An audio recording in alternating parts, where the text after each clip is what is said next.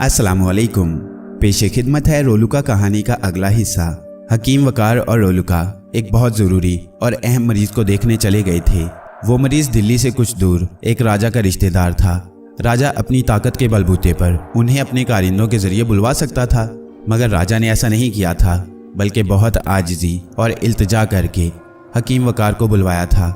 हकीम वकार के साथ रोलुका भी साथ चला गया। हकीम वकार दिल्ली में अपने मतब के लिए बहुत अहम थे, लेकिन राजा की अहमियत और इल्तिजा को मद्देनज़र रखते हुए चले गए।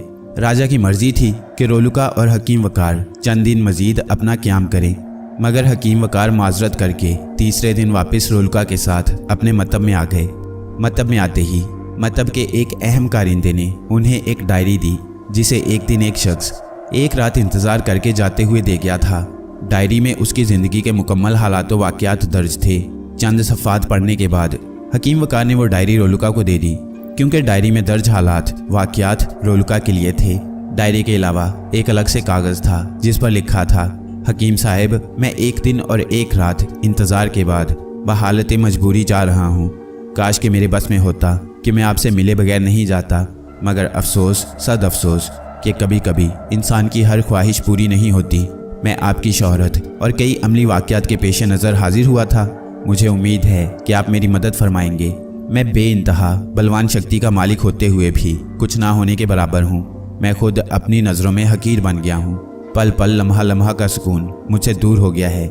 मैं तसव्वुर नहीं कर सकता था कि मैं किस कदर नादीदा कुव्वतों का मालिक होकर भी, और ये नादीदा कुव्वतें मेरी हुक्म अदोली के मुतालिक सोच भी नहीं सकती। बहरहाल मुकम्मल हालात डायरी में दर्ज हैं। मदद का तलबकार शेर अली या शेर सिंह। डायरी की तहरीर। 1 सदी पहले बनारस के एक मुसलमान घराने में एक लड़का पैदा हुआ। उसका नाम शेर अली रखा गया। उसके बाप का नाम नादिर अली था। नादिर अली अपने वक्त का बेहतरीन कारीगर था। उसका पेशा मूर्तियां बनाना और उनको सजाना था। बड़े बड़े मंदिरों में उसका रोज़ का आना जाना था। नादिर अली बड़ा कट्टर मुसलमान था। दिन भर हिंदुओं में उसका उठना बैठना था। हिंदुओं की सारी रस्में और उनके इबादत करने के ढंग वो जानता था, मगर हिंदू धर्म से वो ज़रा सा भी मुतासिर नहीं था। शहर बनारस के दरमियान से दरिया गुजरता है। दोनों के किनारों पर मंदिर बने हुए हैं। मंदिर इस कदर ज़्यादा हैं कि उसको मंदिरों का शहर कहा जाता है। हज़ारों साधु अपने फूले हुए पेट लिए छतरियों के नीचे लेटे नजर आते हैं। औरत मर्द एक साथ दरिया गंगा में स्नान करते हैं। नादिर अली का घर बुलंदी पर था। दरिया उसके घर से 1 मील दूर था। पूरे मोहल्ले में 2-3 घर मुसलमानों के थे, बाकी सब हिंदू ब्राह्मण आबाद थे। ये 2-3 घरों में गोश्त कभी नहीं पकता था। ब्राह्मण गोश्त खाने वालों के सख्त खिलाफ हैं। हिंदुओं में हज़ारों फ़िरके हैं।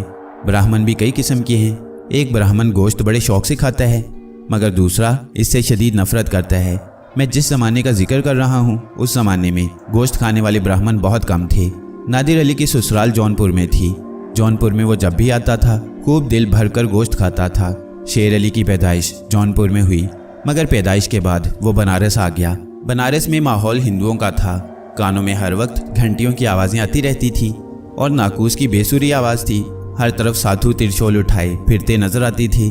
त्रिशूल साधुओं और जोगियों के पास ज़रूर होता है। त्रिशूल का लफ्ज़ सोल से मिलकर बना है। तिरी संस्कृत में 3 को कहते हैं, सोल कांटे को कहते हैं। त्रिशूल एक मजबूत सलाख होती है जिसके ऊपर 3 छुरियाँ बनी होती हैं। साधु पैदल सफ़र करते हैं। जंगल ब्याबानों से उनका गुजर होता है। ये लोग जंगल के जानवरों से इसके ज़रिए दिफा करते हैं। उनका एक हथियार तेज़ धार फौलादी चक्कर भी होता है। उस चक्कर को घुमाकर दुश्मन पर फेंकते हैं और दुश्मन की गर्दन कटकर गिर पड़ती है। शेर अली बनारस के धार्मिक माहौल में परवरिश पाने लगा। नादिर अली ने अपनी मालूमात के मुताबिक और माँ ने इस्लाम को जिस कदर पढ़ा उसके मुताबिक शेर अली को तालीम दे दी। ज़रा बड़ा हुआ तो बाप के साथ काम पर जाने लगा। मंदिरों में दिन भर रहना, कमसिन ज़हन, हर वक्त देवी देवताओं के तज़किरे, उनकी बहादुरी के नाकाबिले यकीन वाक़यात वो सुनता रहता। शाम को वो उनके बारे में सवालात करता। माँ, ये शिव शंकर कौन है? माँ उसके रोज़ रोज़ के सवालात से तंग होकर बोली, हिंदुओं के भगवान हैं, तुझे क्या उनसे? अम्मी, शिव शंकर ने पार्वती के बनाए हुए पुतले को गुस्से में गर्दन काट दी थी और फिर पार्वती देवी को खुश करने को एक हाथी के बच्चे की गर्दन काटकर फिर पत्थर को जिंदा कर दिया था और उसका नाम गणेश रख दिया था। शेर अली ने अपनी मालूमात से माँ को आगाह किया। अरे बेटा, तू किन चक्रों में पड़ा है? ये सब बेकार की कहानियां हैं। इंसान के जिस्म पर इतनी मोटी गर्दन किस तरह रह सकती है? तो क्यों इन बातों पर गौर करता है? हम मुसलमान हैं, हमारा खुदा एक है जो हर जगह है मगर नज़र नहीं आता, महसूस होता है। तू अपने खुदा को याद रख, उसको महसूस कर, वो हर जगह पर है। शेर अली 18 साल का हुआ तो उसकी मुलाकात एक बहुत बड़े ज्ञानी से हुई। वो अपने हिंदू दोस्तों के साथ उनके पास गया। वो एक मंदिर के बाग में बैठे थे। उनकी बड़ी बड़ी जटाएं थीं। उनकी दाढ़ी इतनी बड़ी थी कि पेट तक आ रही थी। माथे पर 3 लकीरें पड़ी थीं। चेहरा बहुत चौड़ा था और सर पर एक बाल भी नहीं था। उनकी आवाज़ बहुत भारी और रौबदार थी। वो कह रहे थे, जो कुछ मनुष्य हज़ारों साल से देखता चला आ रहा है, वो बात हमारे पुरखों के ज़रिए हम तक आई है। वो हरगिज़ गलत नहीं है, वो बिल्कुल असल हैं। पर्वतों पर ऐसे निशानात पाए जाते हैं कि जैसे वो हज़ारों साल पानी के अंदर रहे हों। इस तरह हज़ारों साल पहले मिस्र के काहिनों के सीने में जो इल्म दफन था वो इल्म नबातात था। हिंदुस्तान के जोगियों के बारे में मशहूर है कि फूल पत्तियों और ज़मीन पर बिखरी पड़ी बेलों में बेपनाह ताकत का उन्होंने पता चला लिया था। जोगियों के बारे में जो बातें मशहूर हैं उसके अजायबात फिल हकीकत इतनी है कि फूल पत्तियों की ताकत और उनमें छुपे राज, ज़मीन पर बिखरी बेकार बेहकीकत और अदना किस्म की नबातात के असरात का उनको इल्म था। दुनिया में अगर कुछ हासिल करना है तो इसके बदले कुछ ना कुछ देना ही होता है। एक तरफ सुकून है, इत्मीनान है, इज्जत भी है, मुसरत भी है और भरपूर इज़्दवाजी ज़िंदगी भी है। दूसरी तरफ तन्हाई है, तारीकी है, तर्के नफ्स है, दुनिया में रहते हुए दुनिया से दूरी है। परंतु इल्म, ताकत और दुनिया के राज जानने के लिए कष्ट उठाना पड़ता है और जो इस कष्ट को उठाते हैं वो सदियों इस दुनिया पर राज भी करते हैं। दुनियादार मनुष्य सारी ज़िंदगी दौलत, शोहरत, ताकत और मोहब्बत के अरमान करता है, मगर कितने हैं जिनको ये सब मिलता है, और जिनको मिलता है वो कितने दिन इससे फ़ायदा उठाते हैं। सबको छोड़कर जाना पड़ता है। तो ए नादान, जो चीज़ हमेशा नहीं रहने वाली उससे प्रेम बढ़ाना कौन सी अक्लमंदी है। हमारे पुरखों ने कुछ इल्म ऐसे छोड़े हैं कि इंसान अमर हो सकता है। दुनियावी दौलत हासिल करने को वो जितनी मेहनत करता है, अगर उतनी मेहनत उन अलूम के लिए करे तो वो सदियों दुनिया पर राज कर सकता है। मगर मूर्ख इंसान चंद रोज़ खुशी की खातिर हमेशा की खुशी को ठुकराता है। आज का इंसान घाटे का सौदा कर रहा है। मैं हर साल आता हूँ मगर मुझे एक भी ऐसा जवान नहीं मिला जो मेरे साथ जाने पर राज़ी हुआ हो, क्योंकि मेरी ज़िंदगी बड़ी कठिन है और आज का इंसान आराम तलब है। उसको शक्ति नहीं चाहिए, चंद रोज़ा दौलत चाहिए। ज्ञानी जी ने बहुत देर तक बातें की, फिर लोग चले गए मगर शेर अली रुका रहा।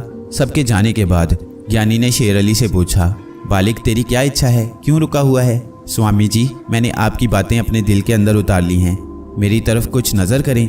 शेर अली बोला, तेरा नाम क्या है बालिक? ज्ञानी ने पूछा। मेरा नाम शेर अली है, उसने जवाब दिया। तेरे दिल की आरजू पूरी नहीं होगी, तेरा और मेरा रास्ता अलग है। ज्ञानी बोला, ऐसी क्या बात है गुरुजी? शेर अली बोला, सबसे बड़ी रुकावट तेरा नाम है, उसके बाद तेरा धर्म है। मेरे पास ऐसा कोई चमत्कार नहीं है कि मैं तुझे खुद से कुछ दे सकूं। ज्ञानी ने कहा, फिर मुझे क्या करना होगा गुरुजी? तू मुझे गुरु ना कह, इसलिए कि गुरु वो होता है जो कुछ देता है। मैंने तुझे कुछ नहीं दिया है। ज्ञानी ने कहा, मगर मैं आपसे कुछ लेना चाहता हूँ, इसलिए गुरु मान रहा हूँ। तो फिर तुझको पहले शेर अली की जगह शेर सिंह बनना होगा, फिर कुछ मिलेगा। ज्ञानी ने कहा, मुझे मंजूर है, इसके बाद तू कभी मस्जिद नहीं जाएगा। ज्ञानी बोले। शेर अली कुछ देर खामोश रहा, फिर बोला, नहीं जाऊँगा। पुरस्कार कुव्वतें हासिल करने से पहले ज़रूरी है कि मुद्दतों तक मुतालिया करो और अमल के बाद और भी दर्जे हैं जिनको पास करना है। जब अपने तजुर्बे और अमल में उसमें कुछ फरासत पैदा होती है, उसके बाद मनुष्य का असल सबक शुरू होता है। मेरे 3 सबक हैं, हर मंजिल में कई साल लगते हैं। पहला सबक शजर है, दूसरा हजर है यानी पत्थर, और आखिरी हैवान है। शेर सिंह, मैं तेरे अंदर कुछ देख रहा हूँ। एक मुद्दत के बाद मुझे तू ही एक ऐसा नज़र आया है जो इन तीनों मंजिलों को तय कर सकता है।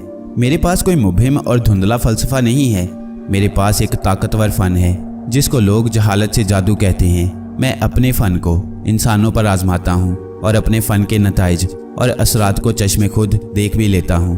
कुर्बानी दुनिया में बहुत कदीम रस्म है।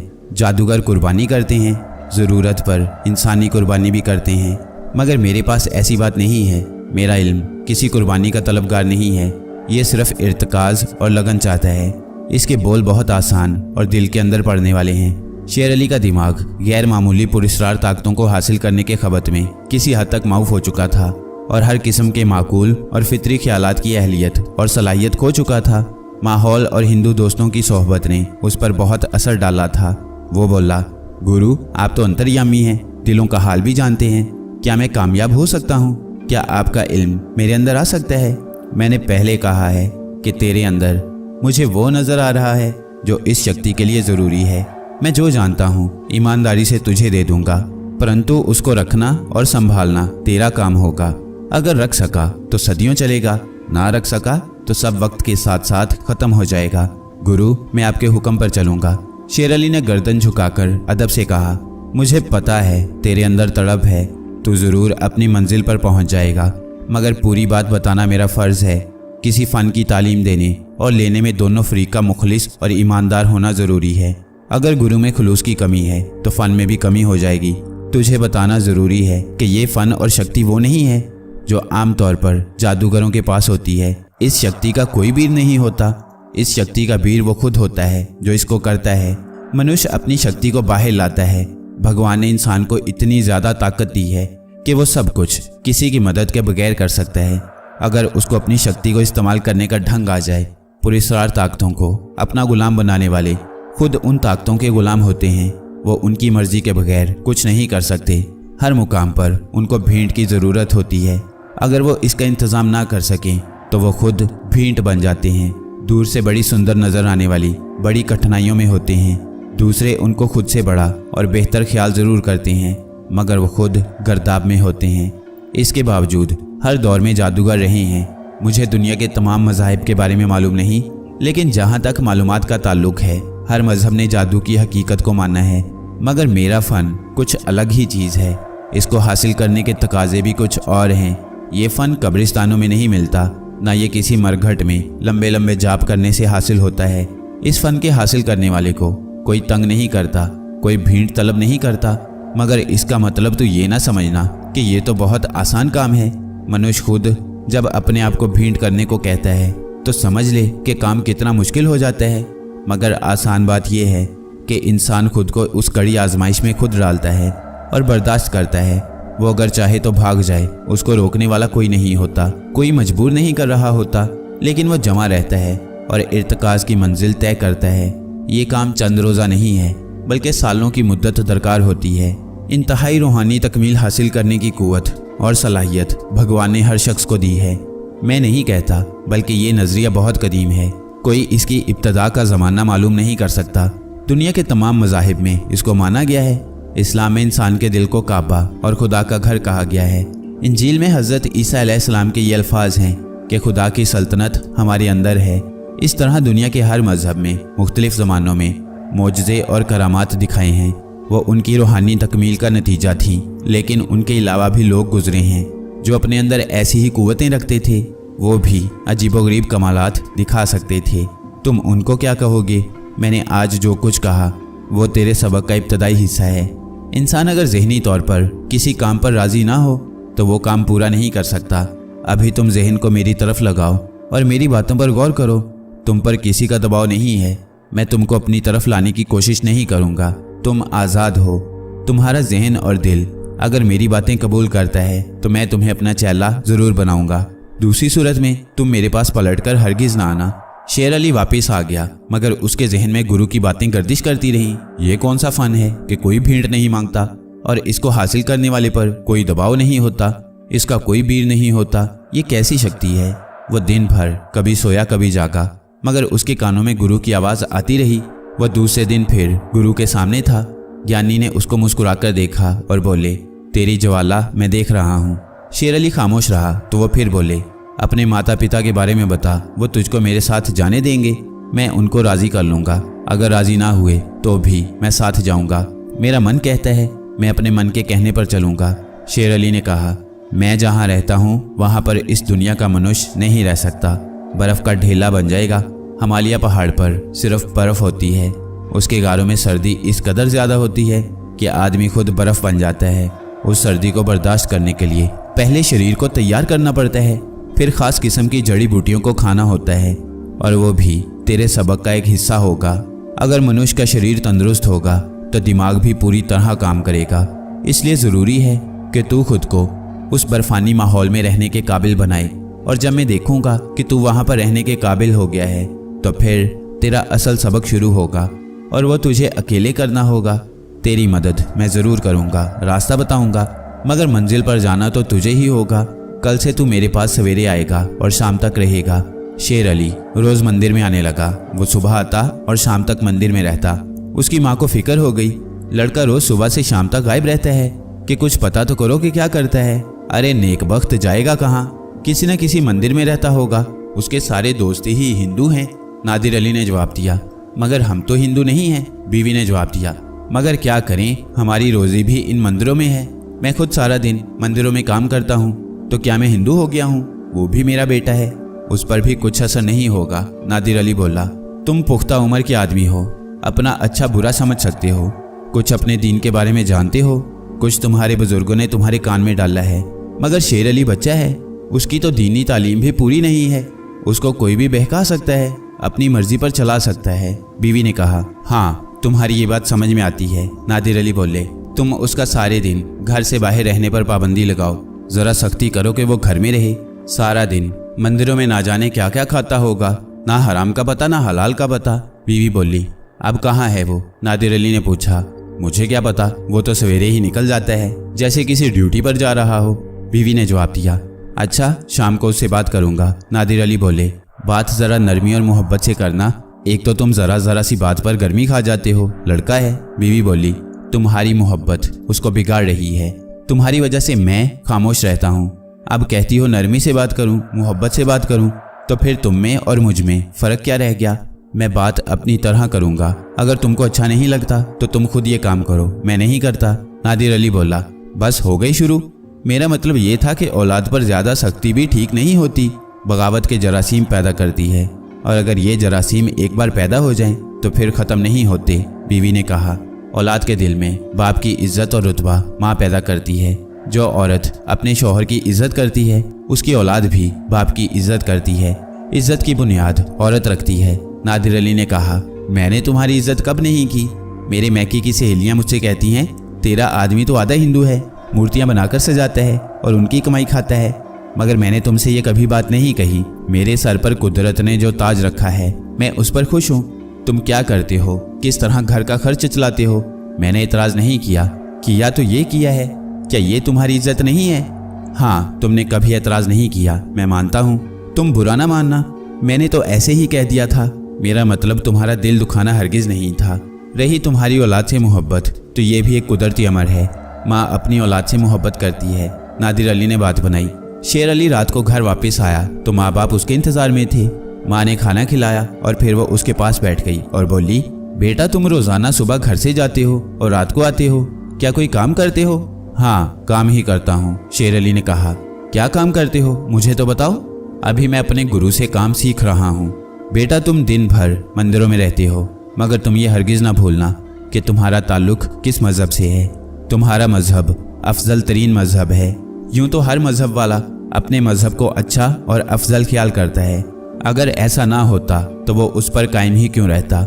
सब अपने अपने मज़हब के पैरोकार होते हैं, हर कोई अपने मज़हब में औरों को शामिल करने की जुस्तजू करता है, बड़ा रुतबा देकर, दौलत देकर और नई ताकत देकर अपनी तरफ रागिब करता है। मगर तुम ये जान लो कि हमारे मज़हब में एक अदना सा इंसान दूसरे मज़ाहिब की बड़ी बड़ी कुव्वतों से ज़्यादा ईमानी कुव्वत रखता है।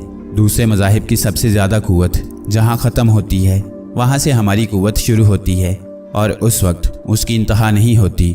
दूसरे लोग अपना रुतबा बुलंद करने को हमको अपने में शामिल करना चाहते हैं। माँ ने कहा, माँ मैं जो कुव्वत हासिल करने जा रहा हूँ वो दुनिया की एक अनोखी ताकत है, उसके जानने वाले दुनिया में चंद लोग ही हैं। शेर अली ने जवाब दिया, तुम जो करना चाहो करो, मैं या तुम्हारा बाप तुमको नहीं रोकेंगे। कभी कभी इंसान अकल से धोखा खा जाता है। अकल इंसान को सीधी राह भी दिखाती है और उसको भटका भी देती है। मतलब हुआ कि अकल दोस्त भी है और दुश्मन भी। रहनुमा इंसानी अकल को दुरुस्त सिमत में मोड़ देता है तो वो उसी तरफ चलता जाता है, और अगर उसकी सिमत गलत हो जाए तो गलत रास्ते इख्तियार कर लेता है। अगर इंसानी अकल से खुदा को पहचाना है तो उसी अकल के बल पर खुदा से इनकार भी किया है। इंसान मादा परस्त होता है, वो शुरू से मादी की हैयत जानने की कोशिश में मसरूफ़ है। मगर कितनी अजीब बात है कि सामने की बात उसकी समझ में नहीं आती कि वो मादा की हैयत जानने की कोशिश तो कर रहा है, मगर ये नहीं सोचता कि इस मादे का मौजद कौन है। उसका खालिक, उसका मुअज्जद जो भी है वो अल्लाह है, वो कायनात बनाने वाला है। माँ ने कहा, अम्मा मैंने एक सबक पढ़ना शुरू किया है। वो मैंने किसी के कहने पर या किसी के उकसाने पर शुरू नहीं किया, वो मैंने अपने शौक़ से शुरू किया है। उसकी वजाहत मैं अभी कुछ नहीं कर सकता। आगे चलकर हो सकता है मुझे दूर जाना पड़े। मैंने गुरु को कह दिया है कि मैं जाऊंगा, मेरा शौक़ है, मैं ज़रूर पूरा करूंगा। तुम या अब्बा मेरे शौक़ के दरमियान रुकावट न डालना, मगर जब आऊँगा तो तुम्हारे ही पास आऊँगा।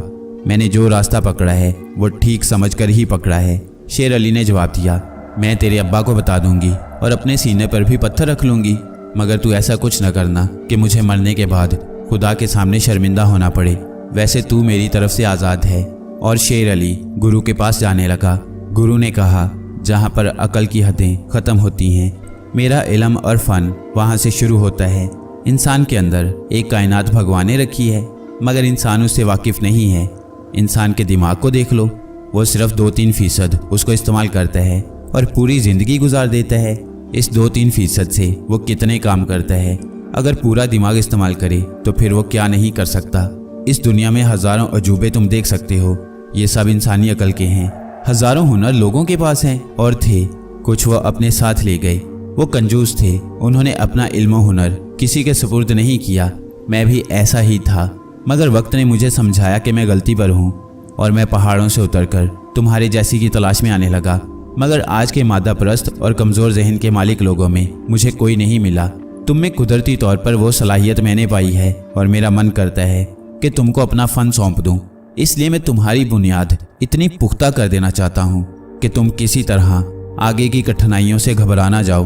मैं हर वक्त हर मुकाम पर तुम्हारी पुश्त पर हूँगा। मगर ये एक अजीब फ़न है, कोई बैरूनी मदद काम नहीं करती। तुमको तलाश करना है और तलाश भी अपनी ज़ात की करना है। दुनिया का सबसे ज़्यादा मुश्किल काम खुद को तलाश करना है। जब मनुष्य खुद को तलाश कर लेता है तो फिर दुनिया का कोई काम उसके लिए मुश्किल नहीं होता। दुनिया के जादू सहर उसकी नज़र में बौने हो जाते हैं। वो जिस तरफ जिस मकसद से नज़र करता है वो हो जाता है। मैंने दुनिया को त्याग दिया है। दुनिया की दौलत मेरी नज़र में कंकर पत्थर से बदतर है और वक्त आएगा कि तू भी उस मंजिल पर होगा। उसके बाद भी एक मंजिल है, मगर मैं वहाँ पर नहीं पहुँच सका हूँ। अगर तेरे सितारे ऐसे ही रहे तो फिर तू ज़रूर उस मंजिल पर आ जाएगा। तेरे माता पिता ने तुझे क्या कहा है? गुरु ने पूछा। माता ने पूछा था, मैंने कह दिया कि मैं एक फ़न की तलाश में गुरु के पास जाता हूँ। हो सकता है कि मैं दूर चला जाऊँ। माता ने एतराज़ नहीं किया। शेर अली ने जवाब दिया, शेर सिंह, इंसान को अंदर और बाहर से एक जैसा होना ज़रूरी है। तू अगर अंदर से मुसलमान और बाहर से हिंदू है तो काम नहीं चलेगा, एक किनारा पकड़ना होगा। हालांकि मेरी तालीम में धर्म रुकावट नहीं है, मगर चूंकि मेरा धर्म हिंदू है इसलिए धर्म को भी हम वज़न करना होगा। मैं किसी किस्म की कमी छोड़ना नहीं चाहता। तुमको अंदर से भी शेर सिंह बनना होगा। आपने हुक्म कर दिया और मैं बन गया, शेर सिंह ने कहा। तो फिर याद रखना कि तुम अब घर नहीं जाओगे और बनारस हमको छोड़ना होगा, क्योंकि तुम्हारा घर यहाँ पर है, तुम्हारे माता पिता यहाँ पर हैं। किसी भी वक्त वो तुमसे मिलने या तुमको लेने आ सकते हैं। तुम्हारे मन में अगर ज़रा सा भी फ़र्क आया तो फिर से वही सबक पढ़ना होगा जो तुम ख़त्म कर चुके होगे।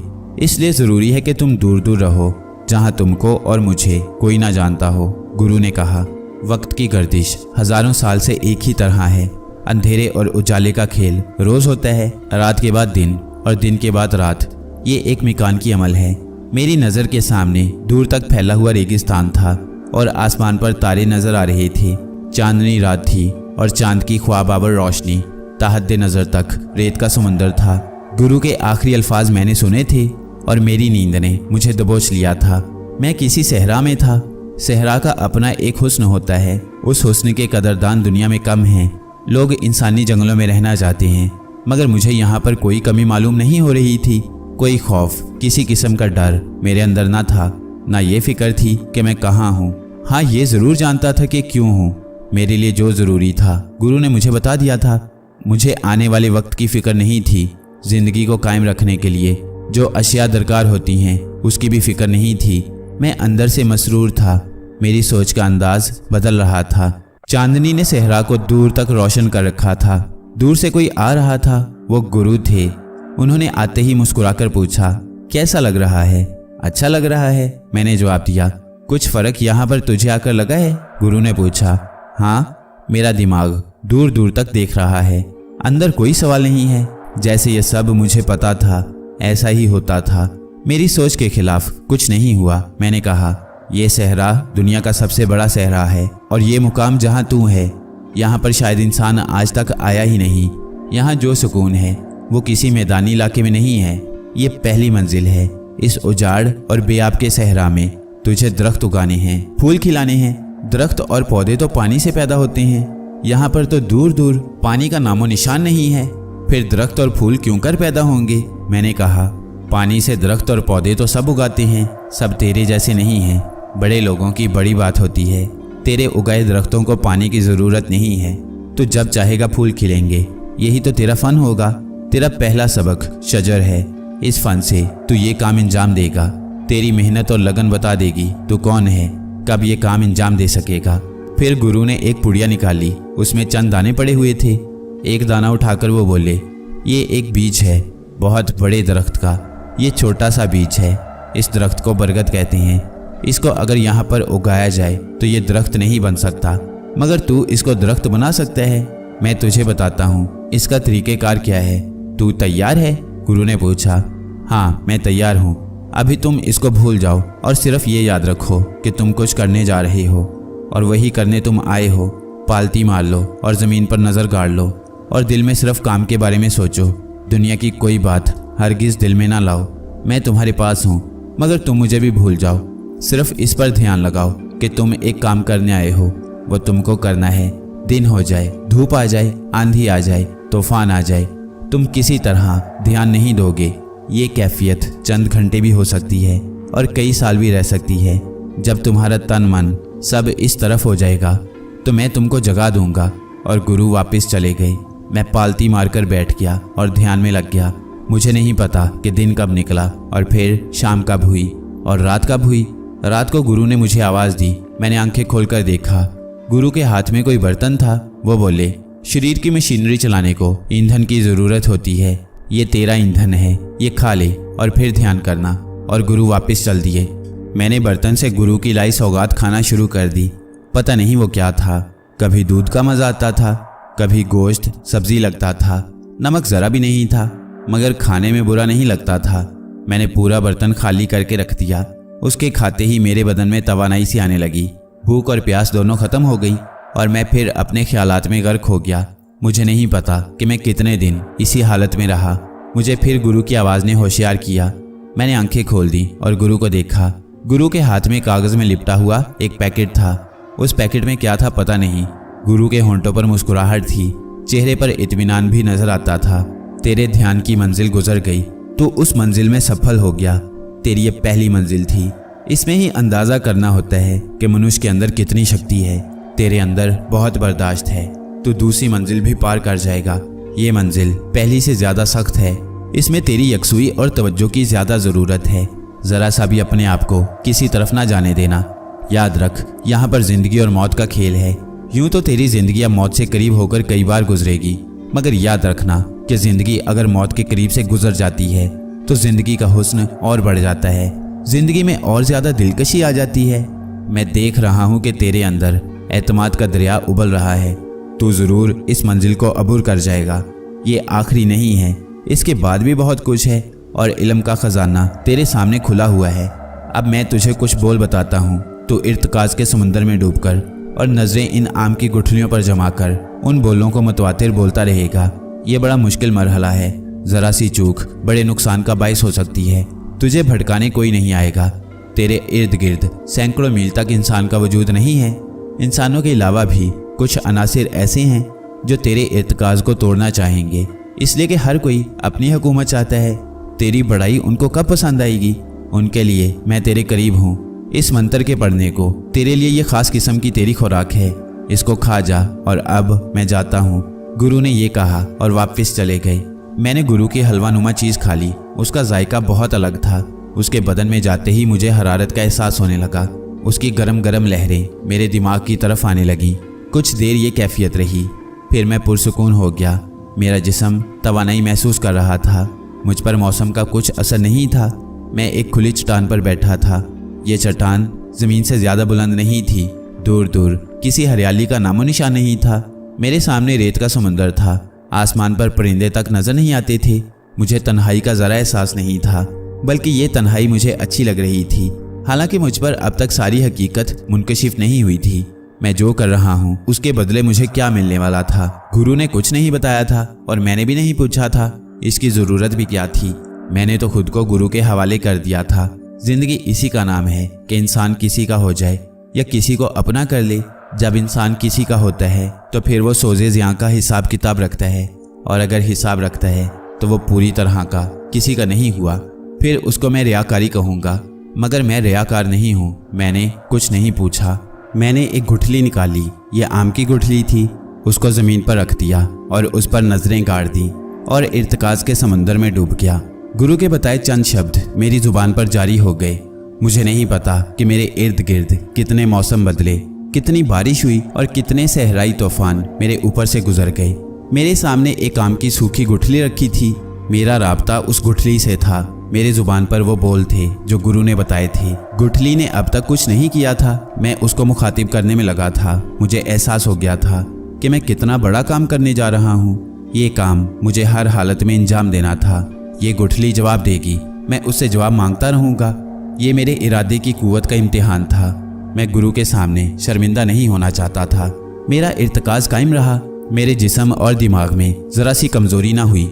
इंसान की कुव्वत बर्दाश्त किसी न किसी मुकाम पर आकर जवाब दे जाती है और वो निढाल होकर रह जाता है। मगर मैं अब तक तरोताज़ा था। मैं खुद में ज़रा कमज़ोरी महसूस नहीं करता था। मेरा गुरु पुरखुलूस था। उसने मेरे लिए सब इंतज़ाम कर दिया था। मेरा विर्द जारी रहा। वक्त के गुजरने का एहसास मुझे ज़रा ना था। मुझे अंदाज़ा नहीं था कि मेरे इर्द गिर्द क्या हो रहा है। रेगिस्तानों में चंद घंटों में रेत के पहाड़ खड़े हो जाते हैं और पहाड़ उड़कर अपनी जगह बदल लेते हैं। रेगिस्तान का मिजाज कभी एक तरह नहीं रहता। यहाँ पर हर वक्त तब्दीली का अमल जारी रहता है, मगर मैं इस तब्दीली से मुबर्रा था। तेज़ धूप और आंधी की तेज़ हवाओं ने मुझे अपनी जगह से ज़रा ना हिलाया। वक्त का पहिया घूमता रहा और इसके साथ साथ गुठली की रंगत में मैंने तब्दीली महसूस कर ली। पहले मुटियाले रंग की गुठली आहिस्ता आहिस्ता सफ़ेद हो रही थी और उसका हुजम भी बढ़ रहा था, मगर ये अमल बहुत आहिस्ता आहिस्ता हो रहा था।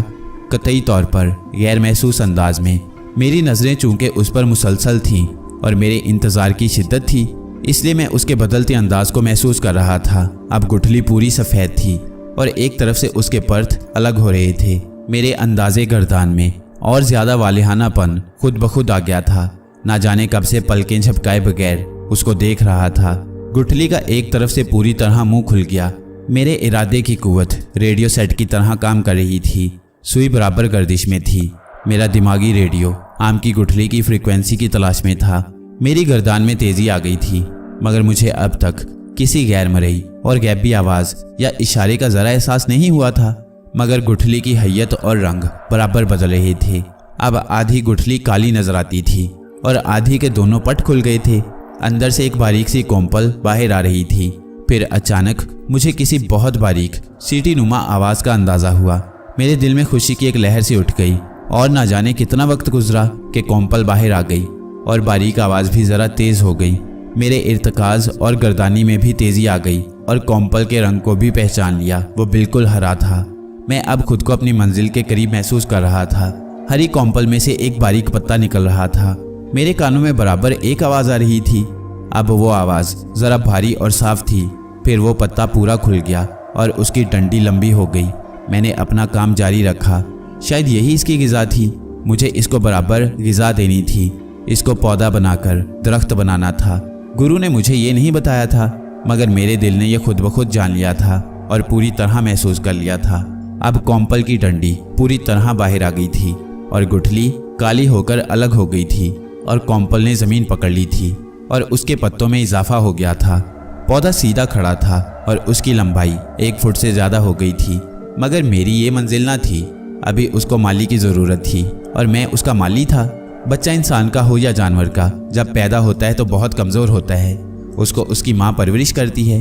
अगर वो उसकी परवरिश ना करे, देखभाल ना करे, हवादिस ज़माना से ना बचाए, तो वो बच्चा ज़िंदा नहीं रह सकता।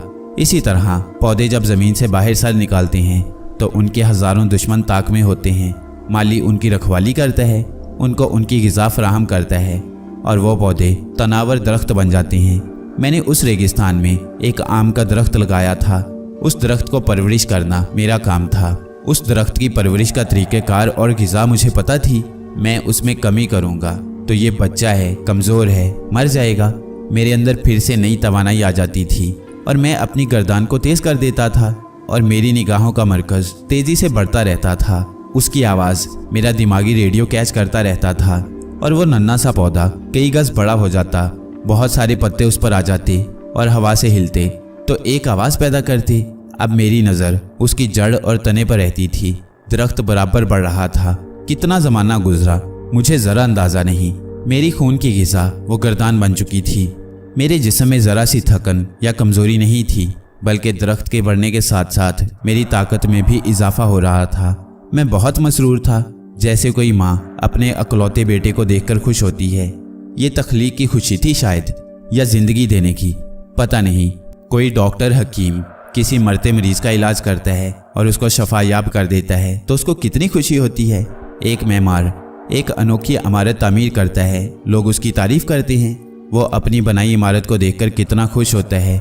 यही हाल उस औरत का भी है जो तख्लीकी अमल के दुश्वार मरहलों से गुजरकर किसी बच्चे को जन्म देती है और उसको देखकर खुश होती है।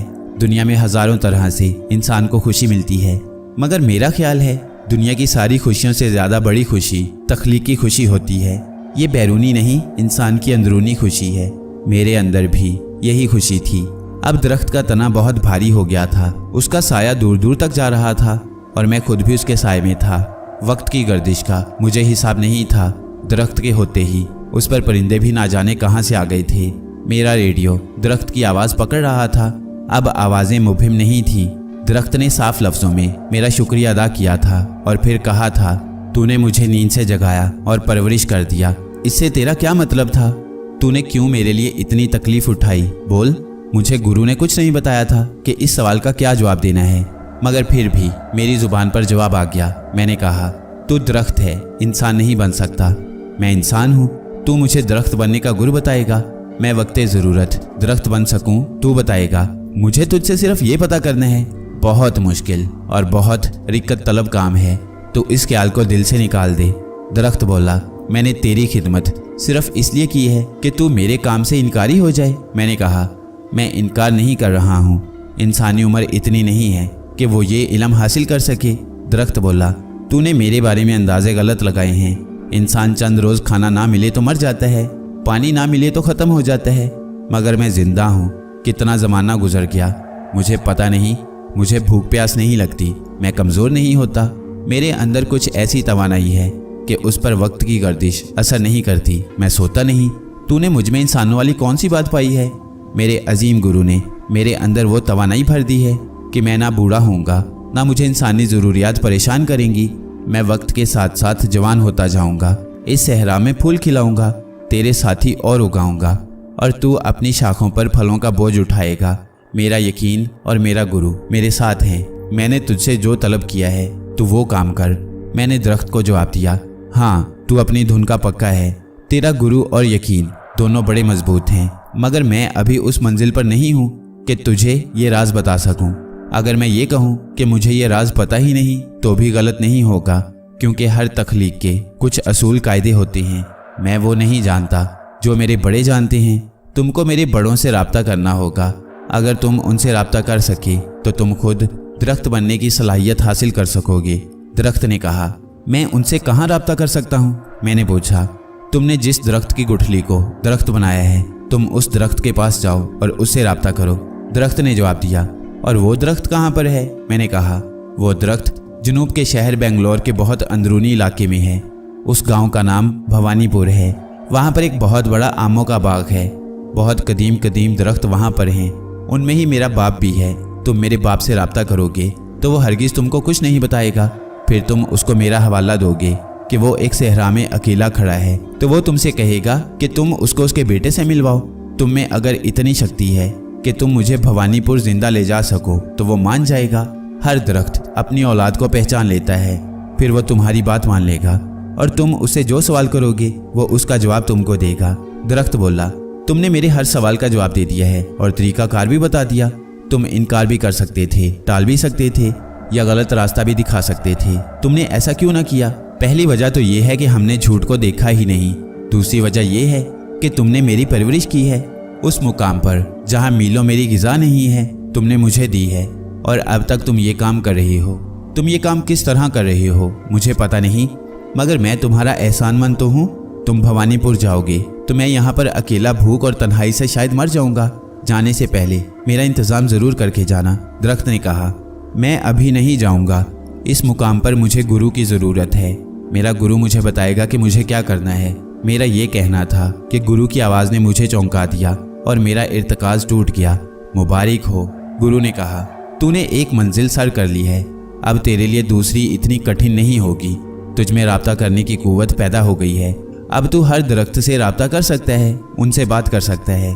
तेरे राब्ते को कोई और ज़रा सा महसूस नहीं करेगा। मैं भी तेरे और उसके दरमियान नहीं आ सकता। हाँ, अगर मैं राब्ता करूँ तो दूसरी बात है, फिर तुम हम दोनों के दरमियान नहीं आ सकते। ये इस मंत्र का असूल है। तूने जो मंत्र अब तक करोड़ों बार अपनी ज़ुबान से अदा किया है वही राब्ते का मंत्र है। तू अगर अब वो मंत्र ना भी पढ़े तो भी किसी दरख्त से बात कर सकता है, क्योंकि तेरी उसके पढ़ने की मुद्दत पूरी हो चुकी है। अब तू उस मंत्र का मोहताज नहीं, मंत्र तेरे हुक्म का मोहताज है। रहा तेरे इस बेटे की ज़िंदगी का मामला, तो ये भी इतना मुश्किल नहीं है। तो जब और जिस मुकाम पर इसको तलब करेगा ये तेरे पास आ जाएगा, और जब तक ये अकेला होगा इसको ग़िज़ा मिलती रहेगी। तूने इसको पाल कर जवान कर दिया। एक माली जो कर सकता है उसने कर दिया। इसके बाद भगवान का काम शुरू हो गया है। वो इसको ग़िज़ा फराहम करेगा। तू इसकी तरफ से बेफिक्र हो जा। जिसने इस दुनिया को बनाया है वो बेरहम नहीं है, वो सबकी फ़िक्र करता है। भवानीपुर तेरे लिए दूर नहीं। आंखें बंद कर और भवानीपुर का तस्वुर जहन के पर्दे पर ला, और तू भवानीपुर में होगा। तेरा इल्म अब वक्त और फासले की कैद से ऊपर है। मैं तेरे साथ हूँ। तो जब भी याद करेगा मैं आ जाऊँगा, क्योंकि अभी तेरा इल्म अधूरा है। तेरे पास बहुत कुछ आ गया है, मगर फिर भी तू अभी पहली मंजिल पर है। भवानीपुर में तुझे अभी और कुछ करना है। भवानीपुर के लोग उस बाग को पुराना बाग ही कहा करते थे। यहाँ बागों के बहुत पुराने पुराने दरख्त थे। मुझे उस बाग को तलाश करने में ज़रा परेशानी नहीं हुई। मैं उसके अंदर चला गया। मेरे जिस्म पर सिर्फ एक लंगोटी थी। दाढ़ी बेहिसाब बड़ी हुई थी। सर पर बालों का जंगल था और जिस्म पर भी बाल बहुत थे। बाग के माली ने बुरी हालत देखकर मुझे अंदर जाने से नहीं रोका। सर झुकाकर बोला, साधु महाराज, मैं आपकी क्या खिदमत करूं? मैंने उसकी तरफ देखा तो उसकी गर्दन खुद ब खुद झुक गई। मैंने कहा, तुम कुछ ना करो और मुझसे दूर रहो और किसी को मेरे करीब ना आने दो। यही तुम्हारी खिदमत है। माली चला गया। बाग में एक से एक कदीम दरख्त था। मैं एक बहुत बूढ़े दरख्त के पास चला गया और बैठकर इर्तिकाज़ में चला गया और उस बूढ़े दरख्त को मुखातिब करके दिल में कहा, मैं किसी ज़रूरी काम से तुम्हारे पास आया हूँ। तुम देख रहे हो कि इंसान हूँ। ज़िंदगी का तुम्हारा ये पहला तजुर्बा होगा कि कोई इंसान तुमसे बात कर रहा है। इससे तुम अंदाज़ा कर सकते हो। मेरे बार बार इसरार करने पर मेरे जहन पर जवाब आया, तुमको इसकी ज़रूरत क्यों पड़ गई? मेरे 150 साल ज़िंदगी में पहला इत्तफाक है कि इंसान ने अपनी बात मुझ तक पहुंचाई है। तुम कौन हो और किस तरह मेरे पास पहुंचे? ज़रूर तुमको किसी ने यहाँ का रास्ता बताया होगा। दरख्त बोला, हाँ, मुझे किसी ने यह रास्ता बताया है। मैंने जवाब दिया, वो ज़रूर इस बाग से नाता रखता होगा। बूढ़ा दरख्त बोला, वो तुम्हारी औलाद है। मैंने उसको रेगिस्तान में जन्म देकर परवरिश किया है। उसने तुम्हारा पता दिया है। मैंने कहा, अगर वो मेरी औलाद है तो तुमने उसको रेगिस्तान में क्यों परवरिश किया? दूसरी जगह नहीं थी? दरख्त बोला, मगर मेरा अमल और मंत्र उसको रेगिस्तान में ही परवरिश कर सकता था। अब वो वहाँ पर अकेला खड़ा है। तुम अगर कहो तो वो यहाँ आ जाएगा। तुम अजीब बातें करते हो। वो इंसान नहीं है कि हर जगह पैरों पर चलकर चला जाए। दरख्त बोला, रेगिस्तान की निहायत खुश्क आबो हवा में बेपानी और खाद के मैंने उसको खड़ा कर दिया तो उसको यहाँ पर भी ला सकता हूँ। तुम सिर्फ दरख्त हो, मैं सिर्फ इंसान नहीं हूँ। अगर तुम मेरा कहा मानो तो मैं तुमको उससे मिलवा सकता हूँ। मैंने कहा, ए इंसान, तुम क्या चाहते हो? बूढ़ा दरख्त बोला, मैं इंसान हूँ, तुम दरख्त हो। तुम बेइल्म हो, इंसान नहीं बन सकते, मगर मैं दरख्त बन सकता हूँ। तुम मुझे बताओ, मुझे क्या करना होगा? मैंने कहा, तुम दरख्त बनकर क्या करोगे? इंसान तो बड़ी चीज़ है, तुम कमतर क्यों बनना चाहते हो? दरख्त बोला, मैं बवक्ते ज़रूरत दरख्त बनना चाहूँगा। मैंने कहा, इंसान को दरख्त बनने की ज़रूरत क्यों कर पेश आ सकती है? दरख्त बोला, आ सकती है, तुम इस फिक्र में ना पड़ो। मैंने कहा, तिल की औट पहाड़ तुमने सुना है? दरख्त बोला, सुना तो है मगर देखा नहीं। मैंने कहा, तुम्हारे पास ऐसा इल्म है कि तुम मेरी औलाद को सैकड़ों मील से मेरे पास जिंदा ला सकते हो, सहरा में उसकी जड़ें जमीन के अंदर पहुंचा सकते हो, उसको गिजा दे सकते हो और मुझसे राब्ता कर सकते हो। तुम जरूर कोई बहुत महान शक्ति इंसान हो। तुम सिर्फ तसव्वुर करोगे तो तुम दरख्त बन जाओगे। तुमको कुछ पढ़ने की जरूरत नहीं पड़ेगी। मैं उम्र भर की शक्ति तुमको देता हूँ। मेरा वक्त भी करीब है, मेरा फल भी बहुत कम हो गया है। तुम मेरा ये काम करो कि मेरी जगह मेरी औलाद को खड़ा कर दो। इस तरह वो मेरी जगह आ जाएगा और मेरी बूढ़ी लकड़ियाँ किसी का चूल्हा गर्म कर देंगी। मैंने गुरु का तसव्वुर बांधा तो वो आ गई। बूढ़ा दरख्त जड़ से उखड़कर दूर जा गिरा और उसकी जगह पर रेगिस्तान वाला तरोताज़ा दरख्त आ गया। उस पर रेगिस्तानी परिंदे भी महसूस न कर सके कि वो हजारों मील दूर एक बाग में आए हैं और मैं बाग से बाहर आ गया। अब तेरे पास शजर की पूरी कुव्वत है। तू जब चाहेगा दरख्त बन जाएगा और जब चाहेगा दरख्त से इंसान बन जाएगा। ये कुव्वत पूरे देश में तेरे पास है, मगर एक बात का ख्याल रखना, इस कुव्वत का इस्तेमाल देखभाल कर करना। माना कि ये बहुत बड़ी शक्ति है, तुझे अंदाजा नहीं मगर मुझे पता है। तूने इसको 20 साल की मेहनत के बाद पाया है, मगर दुनिया में एक शक्ति नहीं है, और भी कुछ हैं जो इससे भी बड़ी शक्ति के मालिक होंगे। तुम खुद को सिर्फ आखिर हरगिज न समझना, यह पहली मंजिल है। तुझे मैंने इस मंजिल को सर करने को तैयार किया था। इसके बाद दूसरी मंजिल आने वाली है, मगर अभी तेरे पास 5 साल का वक्फा है। तू मेरी नज़र में रहेगा। ये दौरानिया भी तेरा इम्तिहान होगा। तेरी शक्ति अच्छी भी है और बुरी भी। मैं तुझे देखूंगा। अगर तू दूसरी शक्ति के काबिल हुआ तो मैं खुद ब खुद तेरे पास आ जाऊंगा। इंसान हर वक्त और हर लम्हे सूली पर होता है। किसी वक्त भी कुछ भी हो सकता है। 20 साल के बाद शेर अली बनारस आया था। उसके घर में एक हिंदू पंडित रहता था। उसने दूर से अपने बाप दादा के मकान को देखा और आगे बढ़ गया। फिर उसने एक बूढ़े को देखा और पहचान लिया, वो चौबे जी था। उसके पास के घर दोस्तों में से थे, मगर उसने उनसे भी बात नहीं की और आगे बढ़ गया। कुछ नए घाट बन गए थे, कुछ मंदिरों की मुरम्मत हो गई थी। सारे लोग नए नए नजर आ रहे थे, मगर बनारस का माहौल वही था। इस शहर का माहौल सैकड़ों साल से ऐसा ही है। उसका अपना हुलिया ऐसा था कि अगर उसके माँ बाप जिंदा होते तो शायद वो भी उसको पहचान ना सकते। वो चढ़ाइयाँ चढ़ता गया, मगर उसको कोई ऐसा नजर नहीं आया जो उसको पहचान पाता या वो खुद किसी से बात कर सकता। वो एक हजाम की दुकान में चला गया। हजाम ने कहा, साधु जी क्या खिदमत करूं? मैं बोला, मेरे बाल साफ कर दे, दाढ़ी छोटी कर दे और मैं नहाऊंगा भी। साधु महाराज आप नाराज ना होना, जरा सा वक्त लगेगा। मैं उस्तरे पर धार कर लूं, फिर आपका काम करूंगा। मेरा उस्तरा खराब हो गया है, बार बार धार लगानी पड़ रही है। तू काम कर, धार की जरूरत तुझे नहीं पड़ेगी। मैंने कहा, साधु जी जरूरत तो खूब पड़ेगी, धार बिना बाल नहीं कटेंगे। हजाम ने कहा, मैंने कह दिया है तू काम कर। हजाम ने हैरत से मुझे मैले गंदे साधु को देखा और बोला, जो हुक्म सरकार का, आइए बैठ जाइए। मैं उसके सामने बैठ गया। हजाम ने मेरे सर पर पानी डाला, कुछ देर सर की मालिश करता रहा और फिर उस्तरा उठाकर हथेली पर रगड़ा और मेरे सर पर फेरने लगा। उस्तरा ऐसे चल रहा था जैसे बिल्कुल नया खरीदा हो। हजाम ने हैरत से उस्तरे को देखा और काम करता रहा। सर के बाल खत्म करने के बाद उसने दाढ़ी भी छोटी कर दी। उसकी धार बढ़ती ही गई, उस्तरा और तेज होता गया और मेरा चेहरा नजर आने लगा।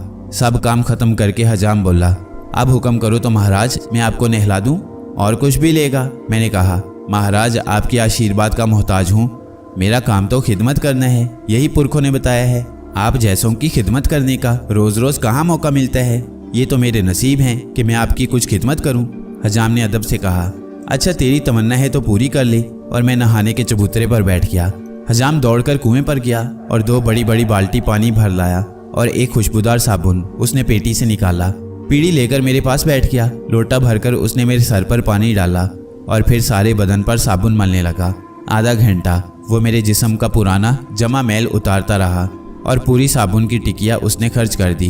फिर साफ तौलिया लेकर मेरे जिस्म को खुश्क करके बोला, मेरे पास महाराज नई धोती नहीं पुरानी धुली रखी है, वो ले आऊं कहो तो। मैं बोला, जैसी है ले आ, आज हमने खुद को तेरे हवाले कर दिया है।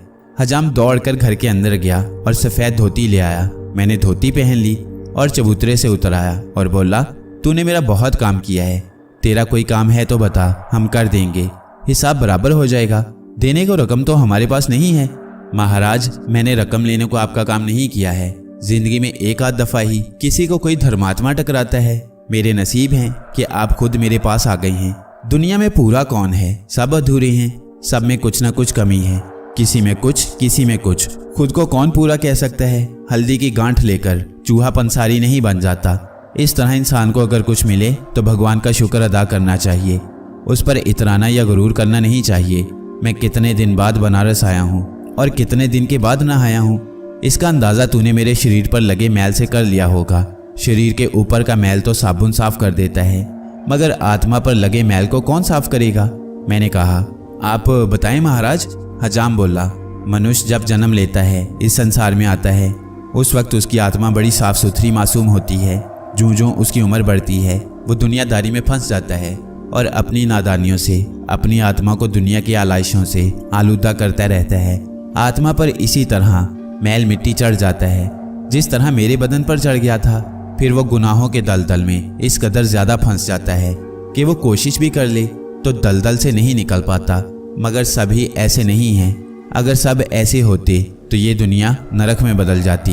हर शख्स ना जोगी बन सकता है, ना सन्यासी। घर गृहस्थी भी जरूरी है, मगर लालच बुरी चीज है। इंसान को इसी लालच ने सबसे ज्यादा नुकसान पहुंचाया है। धरती बहुत वसी है, मगर इस पर रहने वाला इंसान इसकी कदर नहीं करता, जरा आंख खोलकर नहीं देखता, उसको सिर्फ अपने सामने ही नजर आता है। मैंने कहा, आज कितना अच्छा दिन है, मेरे सौभाग्य कि मुझे आप मिले। हजाम ने कहा, दिन सब बराबर हैं, तुम जिस दिन को अच्छा कह रहे हो, कोई ऐसा भी होगा जो इसी दिन को बहुत बुरा कह रहा होगा। ये सब करनी के फल हैं, इनको हम ही काश्त करते हैं और हम ही को काटना होता है। इंसान जो करता है उसका कहीं तो हिसाब रखा जाता है। जो जिंदगी देता है, अकल देता है, उसने कुछ बंदिश लगाई होगी। तुम जिसकी मुलाजमत करते हो, उसके बदले वो तुमको रोटी देता है। मुलाजिम पर लाजिम है कि वो मालिक को खुश रखे। हमारा मालिक हमसे खुश है, अगर नहीं तो फिर हम उसकी नमक हरामी कर रहे हैं और वो बराबर हमको रोटी दे रहा है। इसका मतलब ये नहीं कि हमारी जान छूट गई है। बूंद बूंद पानी का हिसाब होगा, एक एक निवाला गिना जा रहा है। हर चीज का रजिस्टर मौजूद है, हर हरकत रिकॉर्ड पर है।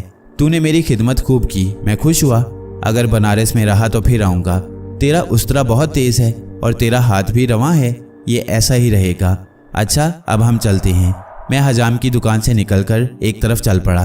दरवाजे से दूर एक धोतीपोश आदमी खड़ा था। मैंने उससे पूछा, इस मकान में एक नादिर अली रहते थे, तुम उनको जानते हो? धोतीपोश पंडित ने मेरी तरफ देखा और कहा, मैंने ये मकान एक औरत से खरीदा था। मेरा ख्याल है वो औरत मालिक मकान की बीवी थी और मुसलमान थी। हो सकता है मालिक मकान का नाम नादिर अली हो। तुमको क्या काम पड़ गया साधु महाराज?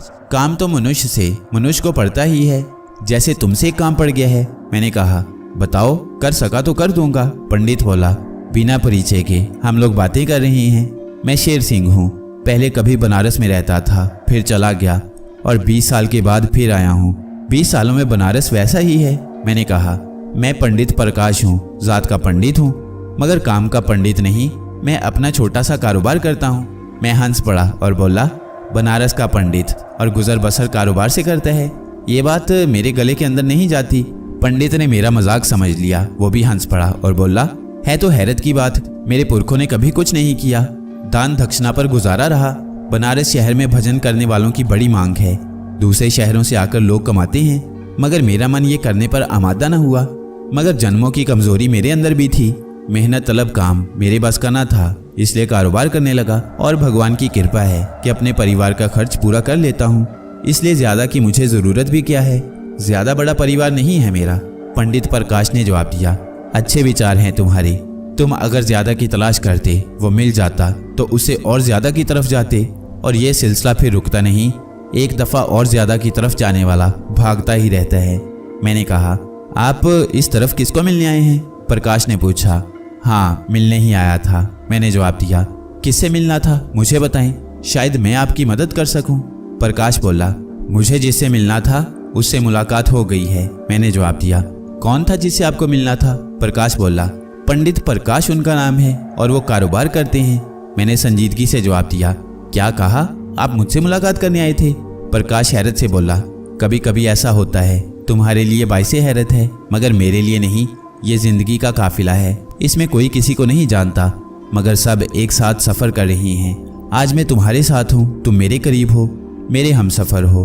कल तुम किसी और के हमसफर होगे, मैं भी किसी और के साथ चल रहा हूँगा। हम सब अजनबी हैं और सब साथी हैं। और मज़े की बात यह है कि ना तुम अपने हमसफ़र चुनने पर कादिर हो ना मैं। हमारी अपनी मर्जी के हमसफ़र हमें नहीं मिलते, और अगर मिलते भी हैं तो उसकी मुद्दत बहुत कम होती है। जैसे आप सरे राह मिले हैं और कुछ देर में हम एक दूसरे से जुदा होने वाले हैं। हमारे मिलने में ना तुम्हारी रज़ा शामिल थी ना मेरी, मगर मिले। मुझे तुम अच्छे लगे। मैंने तुमसे कुछ कहा, तुमने मुझसे कुछ कहा। हमारा साथ चंद मिनटों का रहा, मगर तुमको मैं याद रखूंगा। उसी तरह तुमने मुझे अच्छा पाया है तो तुम भी याद रखोगे, चाहे ये बात कुछ देर की हो या जिंदगी भर की। याद तो याद है, कुछ तो उम्र भर साथ रहते हैं मगर फिर भी याद करने के लायक नहीं होते।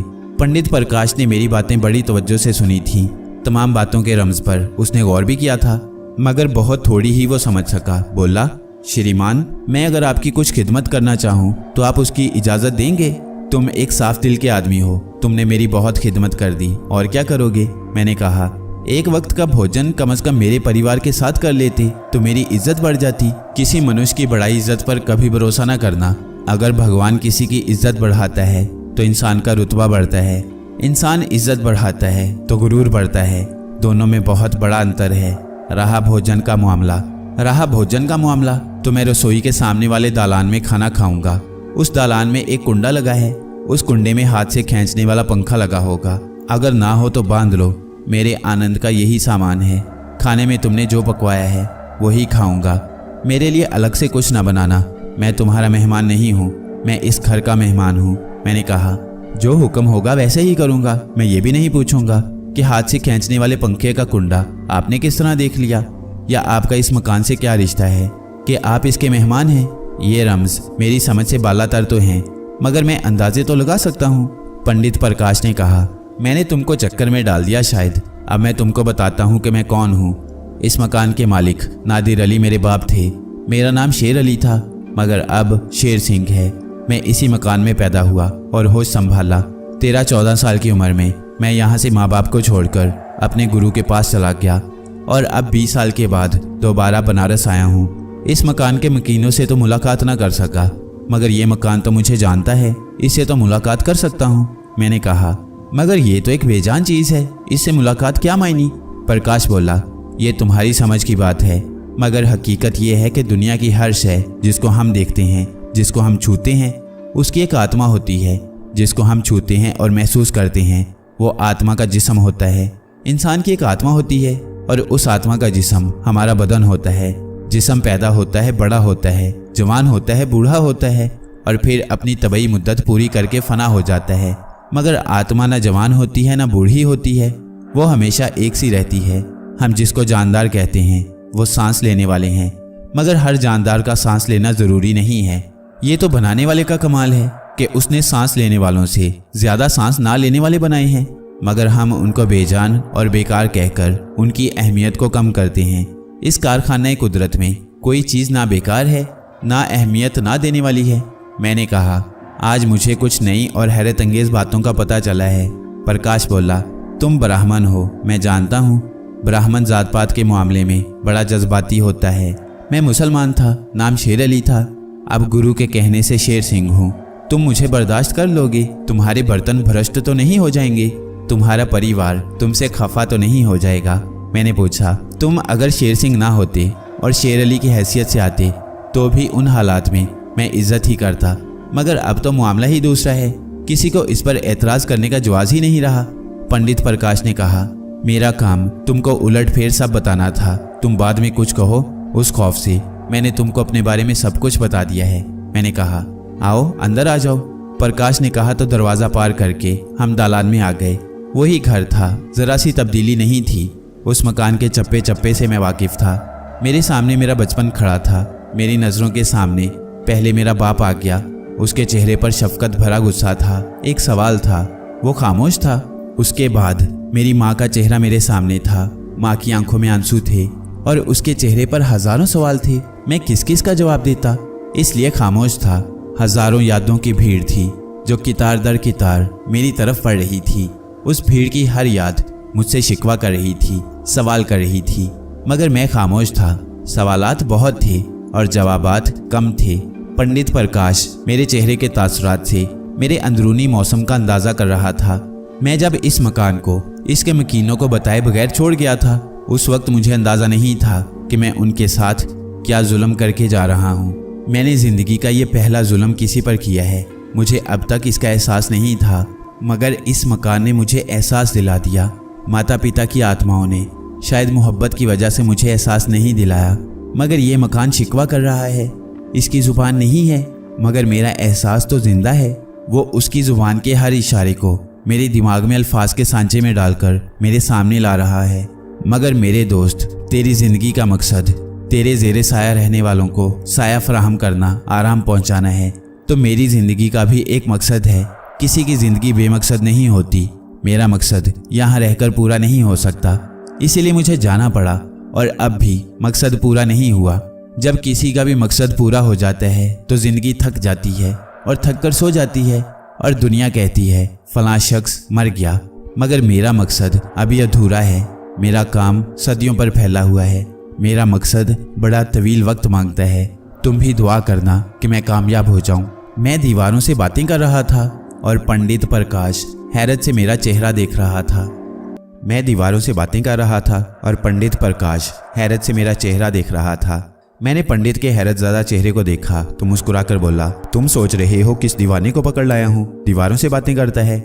नहीं महाराज, मैंने ऐसा तो नहीं सोचा, पंडित ने जवाब दिया। मुझे पता है तुमने ऐसा नहीं सोचा है। हर बात को हर आदमी नहीं समझ पाता, इसी नासमझी में उसकी भलाई भी है। आगे ही बहुत सी जिम्मेदारियां भी साथ लाती है। मैंने कहा, आपने ठीक कहा महाराज, इंसान ज़्यादा जानता है तो उस पर ज़्यादा बोझ होता है। पंडित प्रकाश ने कहा, तुम बता सकते हो कि तुमने जिस औरत से ये मकान खरीदा था वो औरत कहाँ गई? मैंने पूछा। हाँ, मैंने उनसे सवाल किया था, पंडित ने जवाब दिया। फिर तुमको क्या जवाब मिला था? मैंने पूछा। उन्होंने कहा था, मैं तो कनौज की रहने वाली हूँ, शादी के बाद यहाँ आ गई थी, अब वापस कनौज ही जाऊँगी। जो ब्याह कर लाया था वो तो अकेला छोड़ गया। अल्लाह ने एक बेटा दिया था, वो मेरे सीने का दाग बन गया। बाप इसी गम में मर गया। मैं भी किसी दिन ये दाग लिए कब्र में चली जाऊंगी। महाराज, आप नाराज ना हो तो एक बात कहूँ? प्रकाश ने पूछा। मुझे अंदाज़ा है कि तुम क्या कहने वाले हो, मगर तुम फिर भी कहो। अधूरी बात दिल में खलिश पैदा करती है, इंसान घूम घूम में मुब्तला रहता है। मैंने कहा, माता पिता को निराश करके आपने अच्छा नहीं किया। पंडित ने साफ बात कर दी।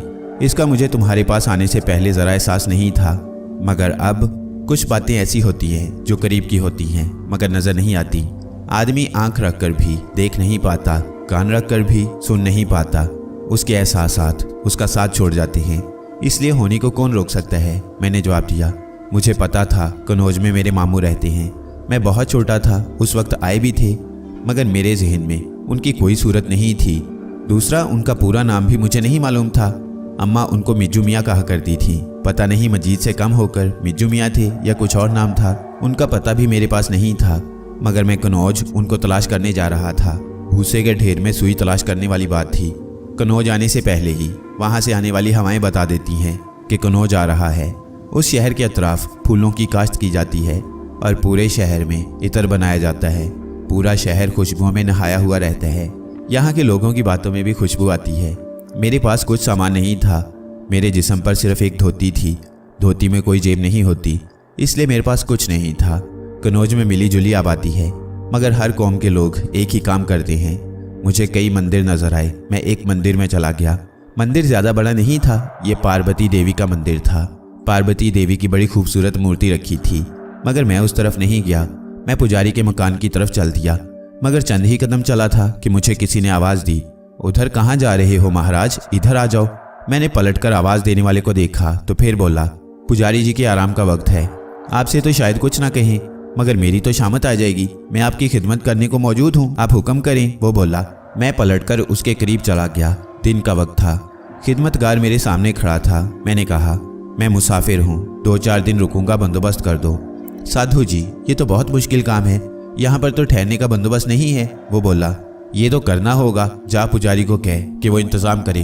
मैंने कहा, साधु जी, मैं मुफ्त में मारा जाऊंगा, इस वक्त तो किसी की नहीं सुनेंगे। खादिम बोला, तू एक बार जा, नहीं मानेंगे तो मैं कुछ इंतज़ाम कर लूँगा। मैंने कहा। खिदमतगार ने बुरा सा मुँह बनाया और पुजारी के मकान की तरफ चला। मैं वहीं खड़ा रहा। खिदमतगार ने दरवाजे पर दस्तक दी और जवाब का इंतज़ार करने लगा, मगर काफ़ी इंतज़ार के बाद भी उसको जवाब नहीं मिला और वो पलटकर वापस आ गया और बोला, मैं ना कहता था जवाब नहीं देंगे। अच्छा तू फिर जा, मैंने कहा। अब मेरा जाना खतरनाक होगा साधु महाराज, खिदमतगार बोला। क्यों खतरनाक होगा, मैंने पूछा। उनके वीर सिर्फ एक दफ़ा मुआफ़ करते हैं, अब के तो वो मुझे उठाकर गंगा में फेंक आएंगे। मुझे तो पूरी तरह तैरना भी नहीं आता, खिदमतगार बोला। तू जा, अगर किसी वीर ने तुझे कुछ कहा तो कहना मैं शजर के हुक्म से आया हूँ, वो कुछ नहीं कहेगा। मैंने कहा नहीं साधु महाराज, मैं नहीं जाऊँगा, पुजारी जी की शक्ति के सामने किसी की नहीं चलती।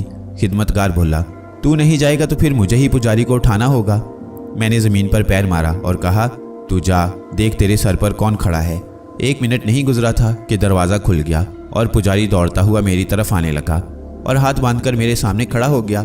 हुक्म करो महाराज, इतनी सख्ती ठीक नहीं है।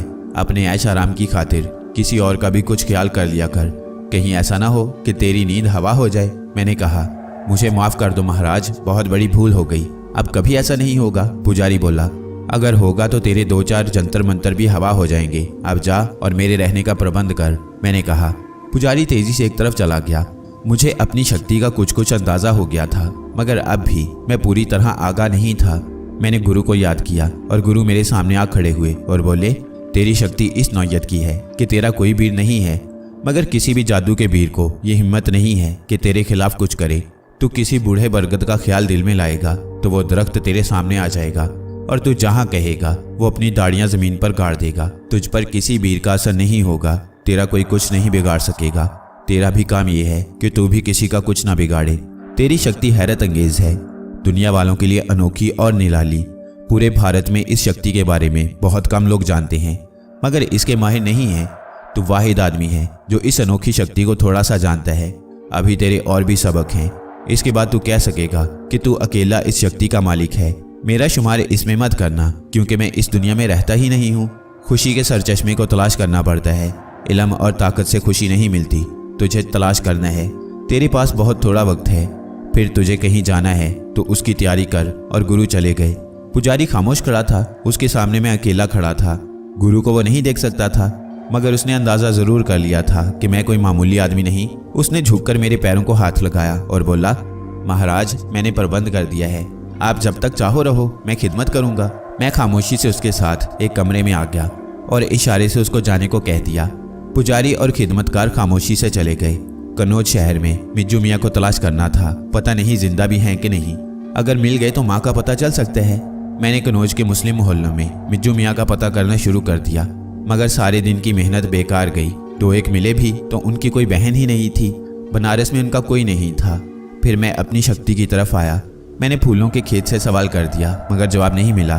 फिर इमली के बूढ़े पेड़ से सवाल कर दिया तो उसने कहा मैं ज़मीन में 100 साल से एक मुकाम पर गड़ा हूँ, मेरी नज़र भी कमज़ोर हो चुकी है। तुम इंसान हो, इंसान एक मुकाम पर नहीं रहता। इल्म और अमल की दुनिया में क्या चीज़ इंसान की अकल से बाहर है, इसका जिंदा सबूत ये है कि तुम मुझसे बात कर रहे हो। ये अनहोनी बात है, मगर तुमने ऐसा कर लिया है। तुमसे बढ़कर और कौन होगा। मैं तुम्हारी मदद ज़रूर करूँगा, चाहे मुझे इसकी खातिर अपनी जड़ें ज़मीन से निकालनी पड़े। मेरे लिए कितने फ़ख्र की बात है कि मैंने तुमसे बात की है। इमली ने कहा तुम कुछ नहीं करोगे, मैं खुद अपना काम कर लूँगा, तुम अपने मुकाम पर खड़े रहो बस। मैंने कहा और आगे बढ़ गया। 1 माह गुजर गया। मैं मुतवातिर अपनी कोशिश में लगा हुआ था, मगर माँ का पता नहीं चल रहा था। दस्तगीर इतर हाउस के मालिक से मुलाकात हो गई। मैं तो हर एक से सवाल करता था। दस्तगीर साहब बूढ़े आदमी थे और पुराने कन्नौज के बाशिंदे थे। पूरे कन्नौज में उनके जानने वाले थे। इसकी वजह यह थी कि वो होलसेल का काम करते थे, मुकामी लोगों से खरीदकर पूरे देश में उनका माल जाया करता था। तुमने मिज्जू मियाँ का पूछा है? हुआ तो करते थे एक, मगर उनका तो इंतकाल हो चुका है। वो बोले उनकी एक बहन थी, वो बनारस में ब्याही गई थी, मुझे उसकी तलाश है। मैंने कहा आप ऐसा करो, कल दिन में सुबह के वक्त आ जाओ, मैं तुम्हारे साथ चलूँगा।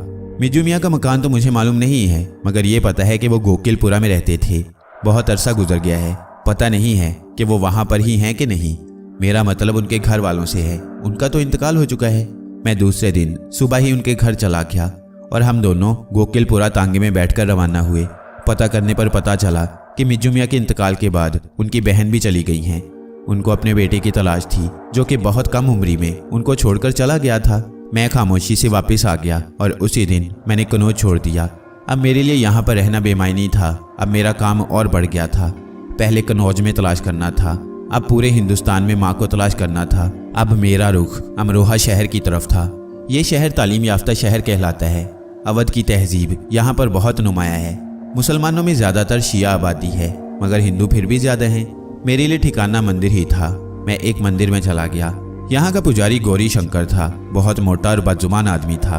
बोला, कोई और ठिकाना ढूंढ लो, यहाँ पर हर रोज़ तुम जैसे साधु आते हैं। अगर उन सबको हम रखते रहे तो ये मंदिर नहीं रहेगा, चिड़ियाघर बन जाएगा। तुम जिस देवी के पुजारी हो उसको तुमने भवानी के रूप में देखा है, मगर याद रखो कि उसके और भी रूप हैं। तुम दुर्गा को जानते हो? काली की बेरहमी तुमने देखी है? मैं एक परिंदा ही हूँ जो किसी डाल पर ज्यादा देर नहीं रुकता। मेरा क्या चंद रोजा होगा। मैंने कहा, मगर मेरे पास जगह नहीं है, मैं तुम्हारी मदद नहीं कर सकता, तुम कहीं और चले जाओ। गौरी शंकर ने साफ जवाब दे दिया, ठीक है चले जाते हैं।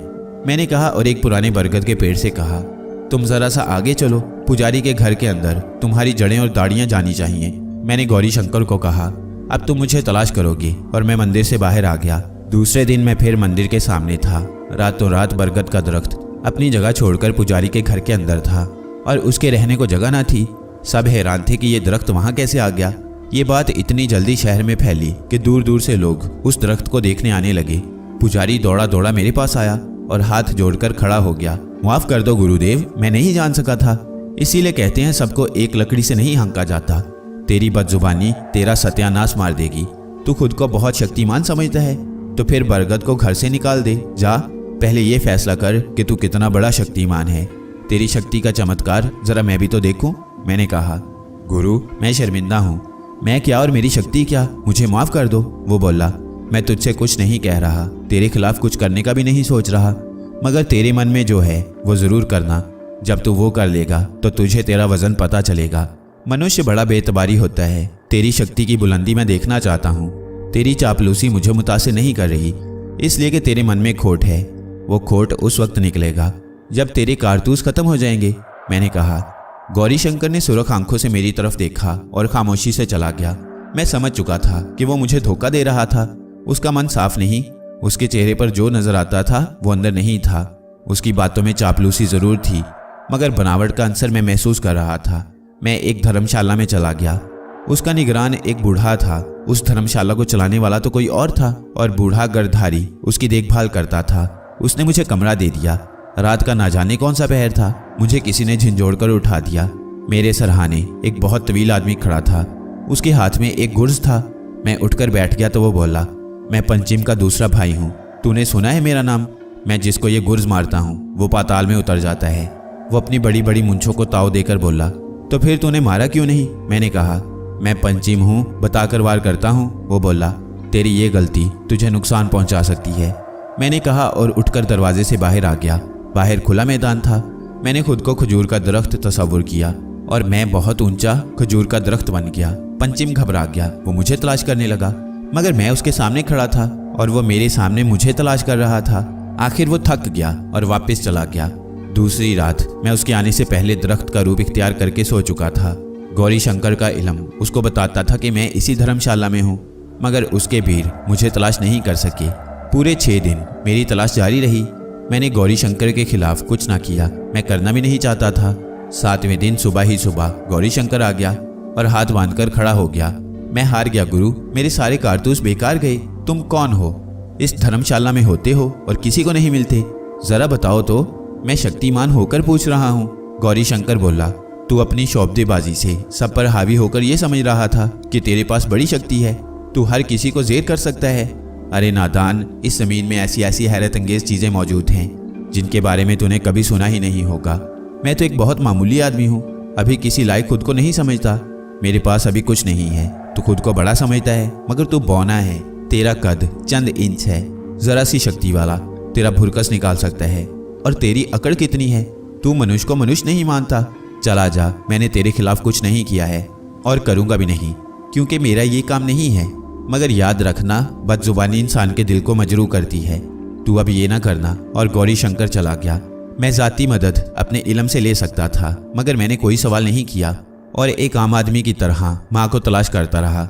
मुझ पर गुरु ने कोई पाबंदी नहीं लगाई थी, मगर मैं खुद को आजमा रहा था। मैं हकीकतों को तस्लीम कर रहा था। जो लोग हकीकतों को तस्लीम नहीं करते वो धोखा खाते हैं। मैं गुरु की हर बात मानता था। मैं किसी और दुनिया का ज़रूर था, मगर उस वक्त तो इंसानों की दुनिया में था। इस दुनिया के असूलों और ज़रूरियात से खुद को अलग नहीं कर सकता था। मेरे अंदर इंसानी सिफ़ात मौजूद थी। मैं उन सिफ़ात से रूगर्दानी नहीं कर सकता। मैं उन्हीं इंसानी सिफ़ात की मदद से माँ की तलाश करना चाहता था। मुझसे कौन सवाल करता कि तुमने अपनी शक्ति को, अपनी मदद को क्यों नहीं पुकारा।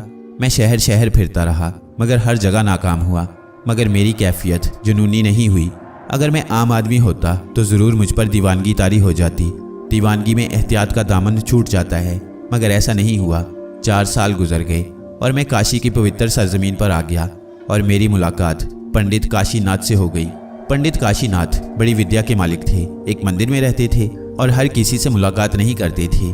मेरे पास वो खुद चलकर आ गए। मैं हैरान रह गया।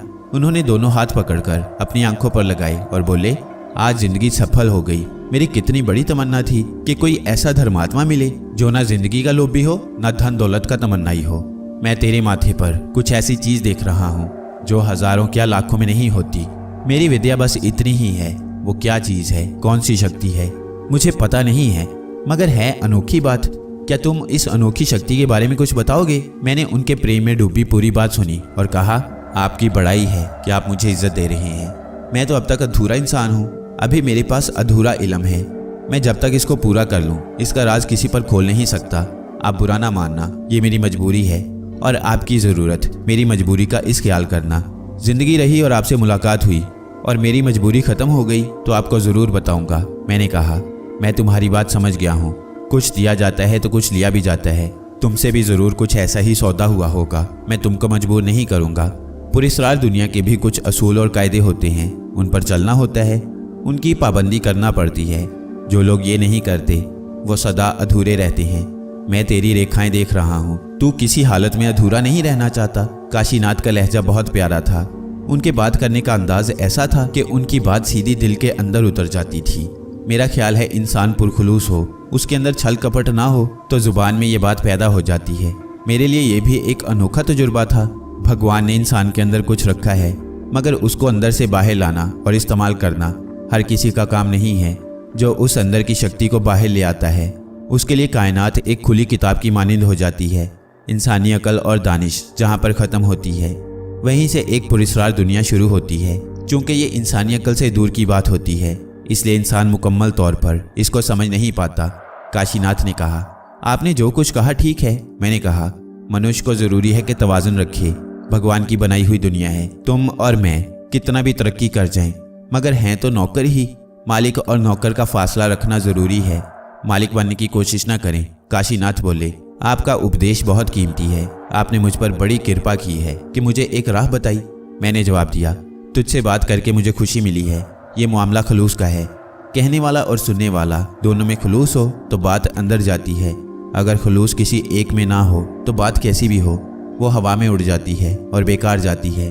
किसी से कुछ कहने से पहले ये ज़रूर सोचना चाहिए कि तुम बात उसके अंदर पहुंचाना चाहते हो कि नहीं। अगर अंदर पहुंचाना चाहते हो तो खुद अपने अंदर खलूस पैदा करो। खुद अपने अंदर अदालत लगाओ और फैसला करो। काशीनाथ बोले, वाह पंडित जी, क्या खूबसूरत बात आपने की है। मैंने कहा, हर बोल खूबसूरत होता है अगर अदा करने वाली की नीयत में खोट ना हो। पंडित बोले, मगर कभी कभी हालात लगाम खींचकर इंसान को तैश दिलाते हैं और बात इंसान के बस से बाहर हो जाती है और इंसान वो कर गुजरता है जो कि नहीं करना था। मैंने कहा, यही सख्त घड़ी होती है, यही कसौटी होती है। शांति और बर्दाश्त दोनों का इम्तिहान है। ये मनुष्य अपनी खुशी से तो आग में छलांग नहीं लगाता। वक्त और हालात ही उसके अंदर तहरीक पैदा करते हैं और इंसान तमाम मसलहतें, दूर अंदेशियाँ भूल जाता है। मगर ये बात एक आम इंसान की है।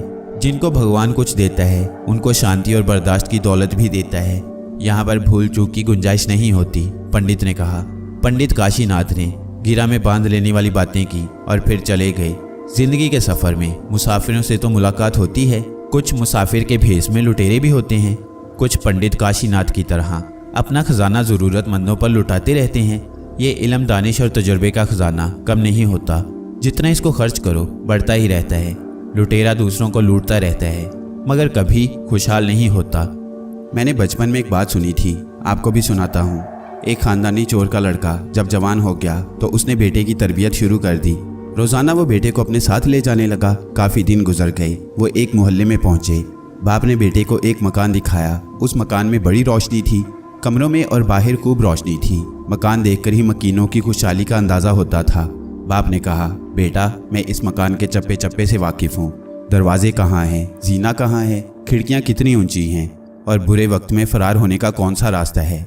बेटे ने बात काट कर पूछा, तुमको कैसे पता है? बाप बोला, मैंने इस मकान में 11 बार चोरी की है, मुझे कभी नाकामी नहीं हुई। बेटे ने हैरत से कहा, तुमने 11 दफ़ा इसका माल लूटा है, मगर ये आज भी खुशहाल है, इसके घर में खुशहाली नजर आती है। ये लुटकर भी वैसा ही है। तुमने 11 बार इसको लूटा है, मगर तुम्हारे घर में अंधेरा है।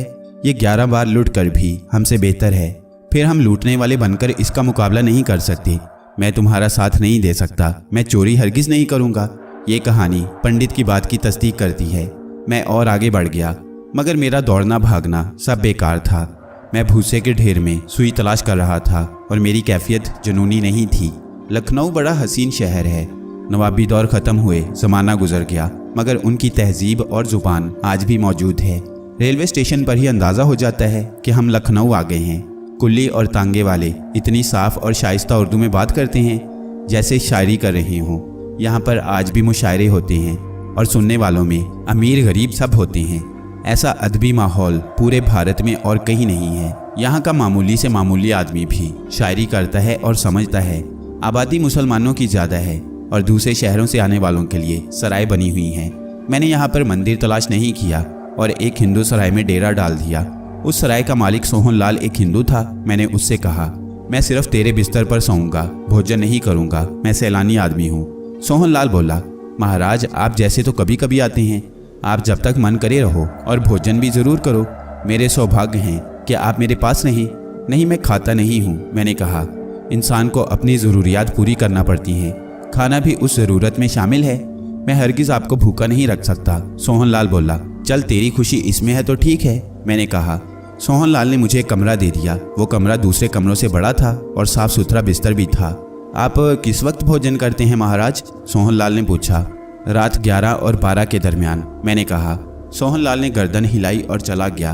मैं ज़मीन पर पालती मारकर बैठ गया और सबक याद करने लगा। ये मेरा रोज़ का मामूल था, सो मैं अपना सबक ज़रूर याद करता था। ये गुरु की कहावत थी कि बेटा कभी पिछला सबक ना भूलना, क्योंकि बुनियाद तो वही है। 11:30 बजे दरवाजे पर दस्तक हुई। मैंने उठकर दरवाज़ा खोला। मेरे सामने एक औरत खड़ी थी, या पता नहीं औरत नुमा लड़की थी। शक्ल से बड़ी घाक और जहाँ दीदा नज़र आ रही थी, उसकी आंखें बड़ी बड़ी थी और उनमें चमक भी बहुत थी। उसका कद मर्दों वाला था, यानी वो बड़ी बुलंदों वाला औरत या लड़की थी। उसने गर्दन और दोनों कांधे झुकाकर कहा, भोजन लाई हूँ, आपने हुक्म दिया था इसलिए, वो बोली। उसकी आवाज़ भी बड़ी अनोखी थी, सीटी नुमा तेज़। मैंने इशारे से उसको खाना रख देने का कहा। वो खाना रखकर फिर सीधी खड़ी हो गई। उसने अपने बिखरे बाल हाथ से शानों पर डाल लिए और सीधी खड़ी रही। मैंने उसको कहा, तुम जाओ, मैं खा लूँगा, मगर वो खड़ी रही एक सतून की तरह। उसने अपनी जगह से जुम्बिश नहीं की। मैंने उसको जाने का इशारा किया तो वो बोली, कभी कभी तो किसी महापुरुष के दर्शन होते हैं, मैं आपको देखी तो रही हूँ। मुझे ज़रा हैरत हुई, फिर बोला, तुमको गलत फहमी हो रही है, मैं तो एक बहुत मामूली आदमी हूँ, मैं महापुरुष नहीं हूँ। मैंने जवाब दिया, कुछ बनते हैं होते नहीं, कुछ होते हैं बनते नहीं, मैं ये तो कम से कम जानती हूँ। वो बोली, तुम्हारा नाम क्या है? मैंने पूछा। मेरा नाम मालिनी है, मैं सोहन लाल की बेटी हूँ। मालिनी आंखें तो सबके पास हैं, अपनी ज़रूरत की हर चीज़ उनको नज़र आती है, मगर फिर भी कुछ मुकामात पर आदमी अंधा होता है, बेनाई रखकर भी नाबीना हो जाता है।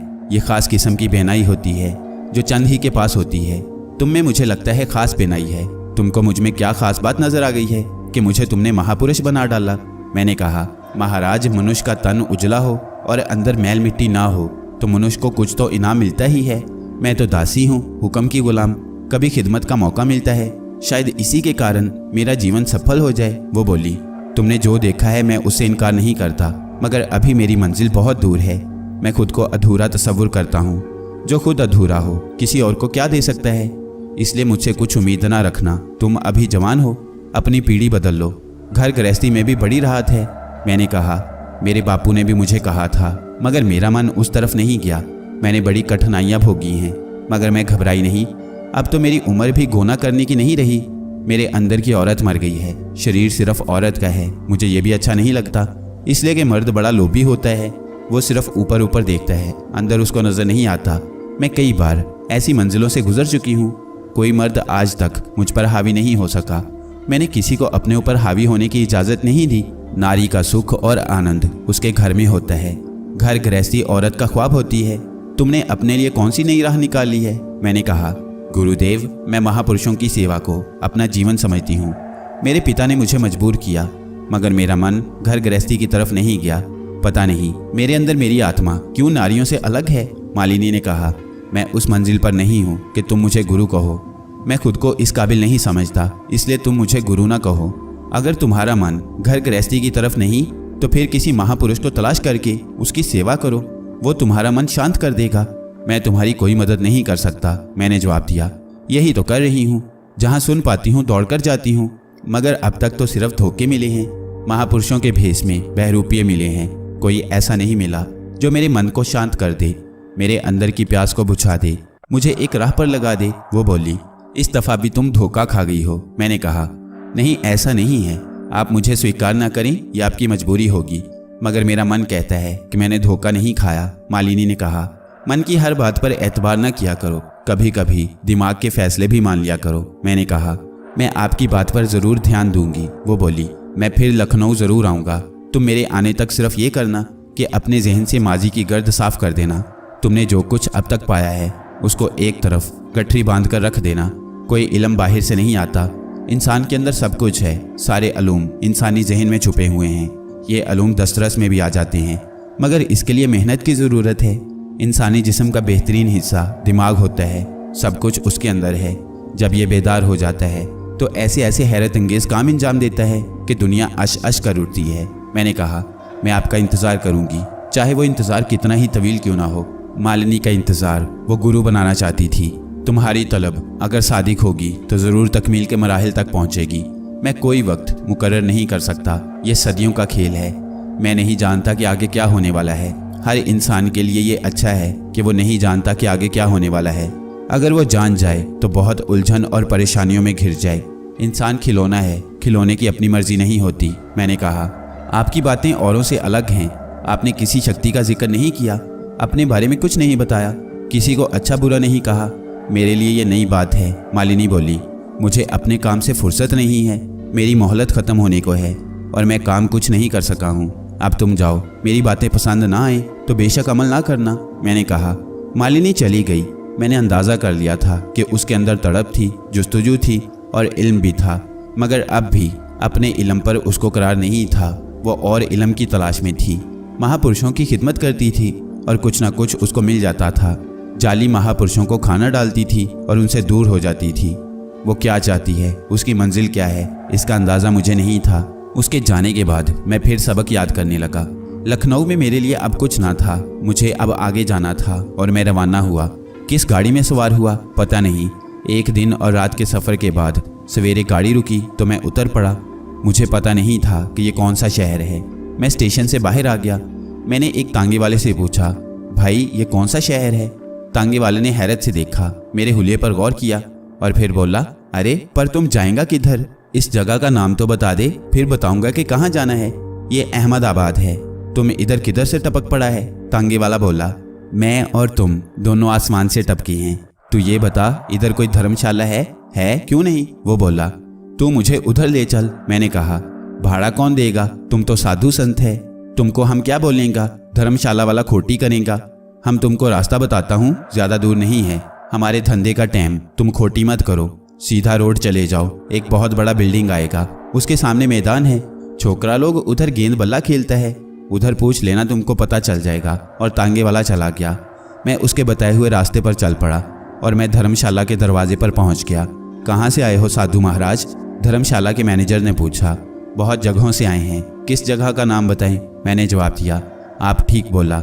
मैनेजर ने कहा, जब तक ज़रूरत रहेगी रहेंगे, फिर आगे चले जाएंगे। मैंने कहा, रहने का मसला नहीं है, पर इधर सब लोग खाने का बंदोबस्त खुद करता है। हम इसलिए बता दिया कि बाद में लफड़ा ना होवे, हम लोग लफड़ेबाज से बहुत डरता है। वो बोला, तुम फिक्र ना करो, मैं खाना तुमसे नहीं मांगूंगा। मैंने कहा, बराबर, आप ठीक बोला, पर मनुष्य को रोटी का ज़रूरत तो ज़रूर पड़ता है। उसके वास्ते हम एक होटल वाले को बोल दिया है, वो खाने का टाइम पर आता है, तुम उसको रोकड़ा देकर खाना मंगवा सकता है। महाराज, बात ऐसा है कि हम लोगों के पास दान दक्षिणा इतना नहीं आता कि सबका खाना हम पूरा कर सके। थोड़ा बहुत होता है, वो हम लोगों के वास्ते भी कम होता है। मैनेजर ने अपनी मजबूरी बताई। अरे भाई, मैंने कहा है कि मैं तुमसे खाना नहीं मांगूंगा, मैंने कहा। उसने एक कोने का कमरा मुझे दे दिया। उसमें एक पुरानी चारपाई पड़ी थी और बिस्तर भी मैला था। मुफ्त की रिहाइश, इससे बढ़कर और क्या होगी। मैं अहमदाबाद की सड़कों पर निकल आया और एक सिरे से चलना शुरू कर दिया। एक बहुत बड़ी मस्जिद नजर आई तो मैं उसके दरवाजे पर खड़ा हो गया। अंदर से लोग निकल रहे थे। मैंने एक बारिश आदमी को रोककर पूछा, भाई मैं मुसाफिर हूँ और किसी की तलाश में यहाँ आया हूँ। वो एक बूढ़ी औरत है जो कि कनौज की रहने वाली थी और शादी होकर बनारस चली गई थी। फिर उसका शौहर मर गया और एक बेटा गुम हो गया। उसका एक ही बेटा था, वो बनारस छोड़कर चली गई। आप किसी ऐसी औरत के बारे में जानते हो? औरत मुसलमान थी, बारिश शख्स ने पूछा। हाँ मुसलमान थी, मैंने जवाब दिया। तुम साधु संत हो, तुमको उस मुसलमान औरत की क्यों तलाश है? बारिश शख्स ने सवाल किया। आप इस गहराई में ना जाएं, अगर कुछ जानते हैं तो बता दें, मैंने कहा।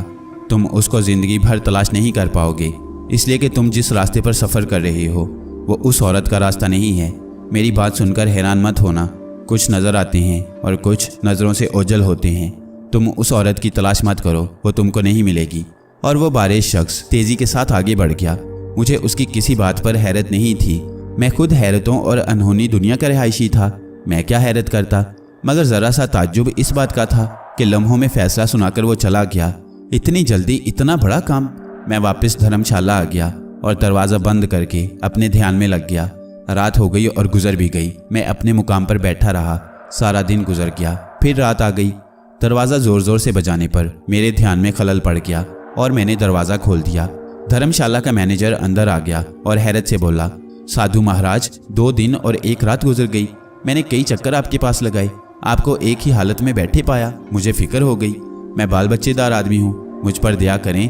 बिना कुछ खाए आप जिंदा किस तरह रहेंगे? जब से आए हैं आपने कुछ नहीं खाया पिया। भगवान के वास्ते मुझे तो जोखिम में ना डालें। मैनेजर गिड़गिड़ा कर बोला, तुम डर गए हो शायद, मगर डरने की कोई बात नहीं है। मैं 1 साल भी ना खाऊं तो मेरी सेहत पर असर नहीं पड़ता, मेरी आदत है, मैंने जवाब दिया। ये बात मेरी समझ में नहीं आ रही और संसार में किसी की समझ में भी नहीं आएगी, इसलिए मैं आपको रोज़ खाना खिलाऊंगा और उसका रोकड़ा भी नहीं लूँगा। मैनेजर बोला, मैं अपनी ग़िज़ा खाता हूँ, तुम तकलीफ़ ना करो। मैंने तो खाने का मुतालबा तुमसे नहीं किया है, मैंने कहा। आदमी खाएगा नहीं तो उसके जिस्म की मशीन काम करना बंद कर देगी और अगर तुमको कुछ हो गया तो मेरी गर्दन फंस जाएगी, इसलिए मैं कुछ नुकसान करके भी आपको बचाऊंगा, भूखा नहीं मरने दूंगा। मैनेजर बोला, तुम ये गारंटी दे सकते हो कि मैं नहीं मरूंगा? मैंने कहा, अरे साधु महाराज, आप तो बड़े ज्ञान ध्यान वाले हो, फिर कैसी बच्चों वाली बात कर रहे हो? ऐसी गारंटी आज तक कोई दे सका है? मैनेजर बोला, मौत किसी वक्त और किसी मुकाम पर आ सकती है, फिर चिंता की ज़रूरत क्या है? मैंने कहा, मगर मौत भी बहाना बनाकर आती है। मैं भूख बहाना नहीं बनने देना चाहता। मैनेजर बोला, तू बहुत डरपोक आदमी है, तेरी फिक्र भी दूर कर देता हूँ, भेज दे खाना, खा लूँगा और कुछ। मैंने बात ख़त्म कर दी। मैनेजर चला गया और कुछ ही देर में एक ट्रे में पूरियाँ, साग और 1 गिलास दूध ले आया। मैंने उसके सामने खाना खा लिया और दूध भी पी लिया। वो चला गया। अहमदाबाद में मुझे बारिश आदमी ने कोरा जवाब दे दिया था। अब मेरा यहाँ रुकना बेकार ही था, लिहाजा अब मेरा सफ़र आगे की तरफ था। मैं गाड़ी में सवार हो गया और सो गया। पता नहीं कितनी देर सोया, पूरी गाड़ी खाली हो गई थी। मेरे चेहरे पर जब पानी पड़ा तो मैं उठ गया। गाड़ी खाली थी और एक यार्ड में खड़ी थी और उसको धोया जा रहा था। मैं उठकर दरवाजे पर खड़ा हो गया तो एक आदमी पानी का पाइप लिए मेरे पास आ गया और बोला, अरे साधु जी, तुम गाड़ी के अंदर था क्या? मैंने हाँ में गर्दन हिला दी तो वो फिर बोला, तुम्हारा कैसा नींद था कि पूरी रात इधर गाड़ी खड़ा था, तुम सोया पड़ा था? नींद तो नींद होती है। मैंने कहा, अच्छा अभी तुम जाओ, हमको धुलाई करना है। ये बताओ ये कौन सी जगह है? मैंने पूछा।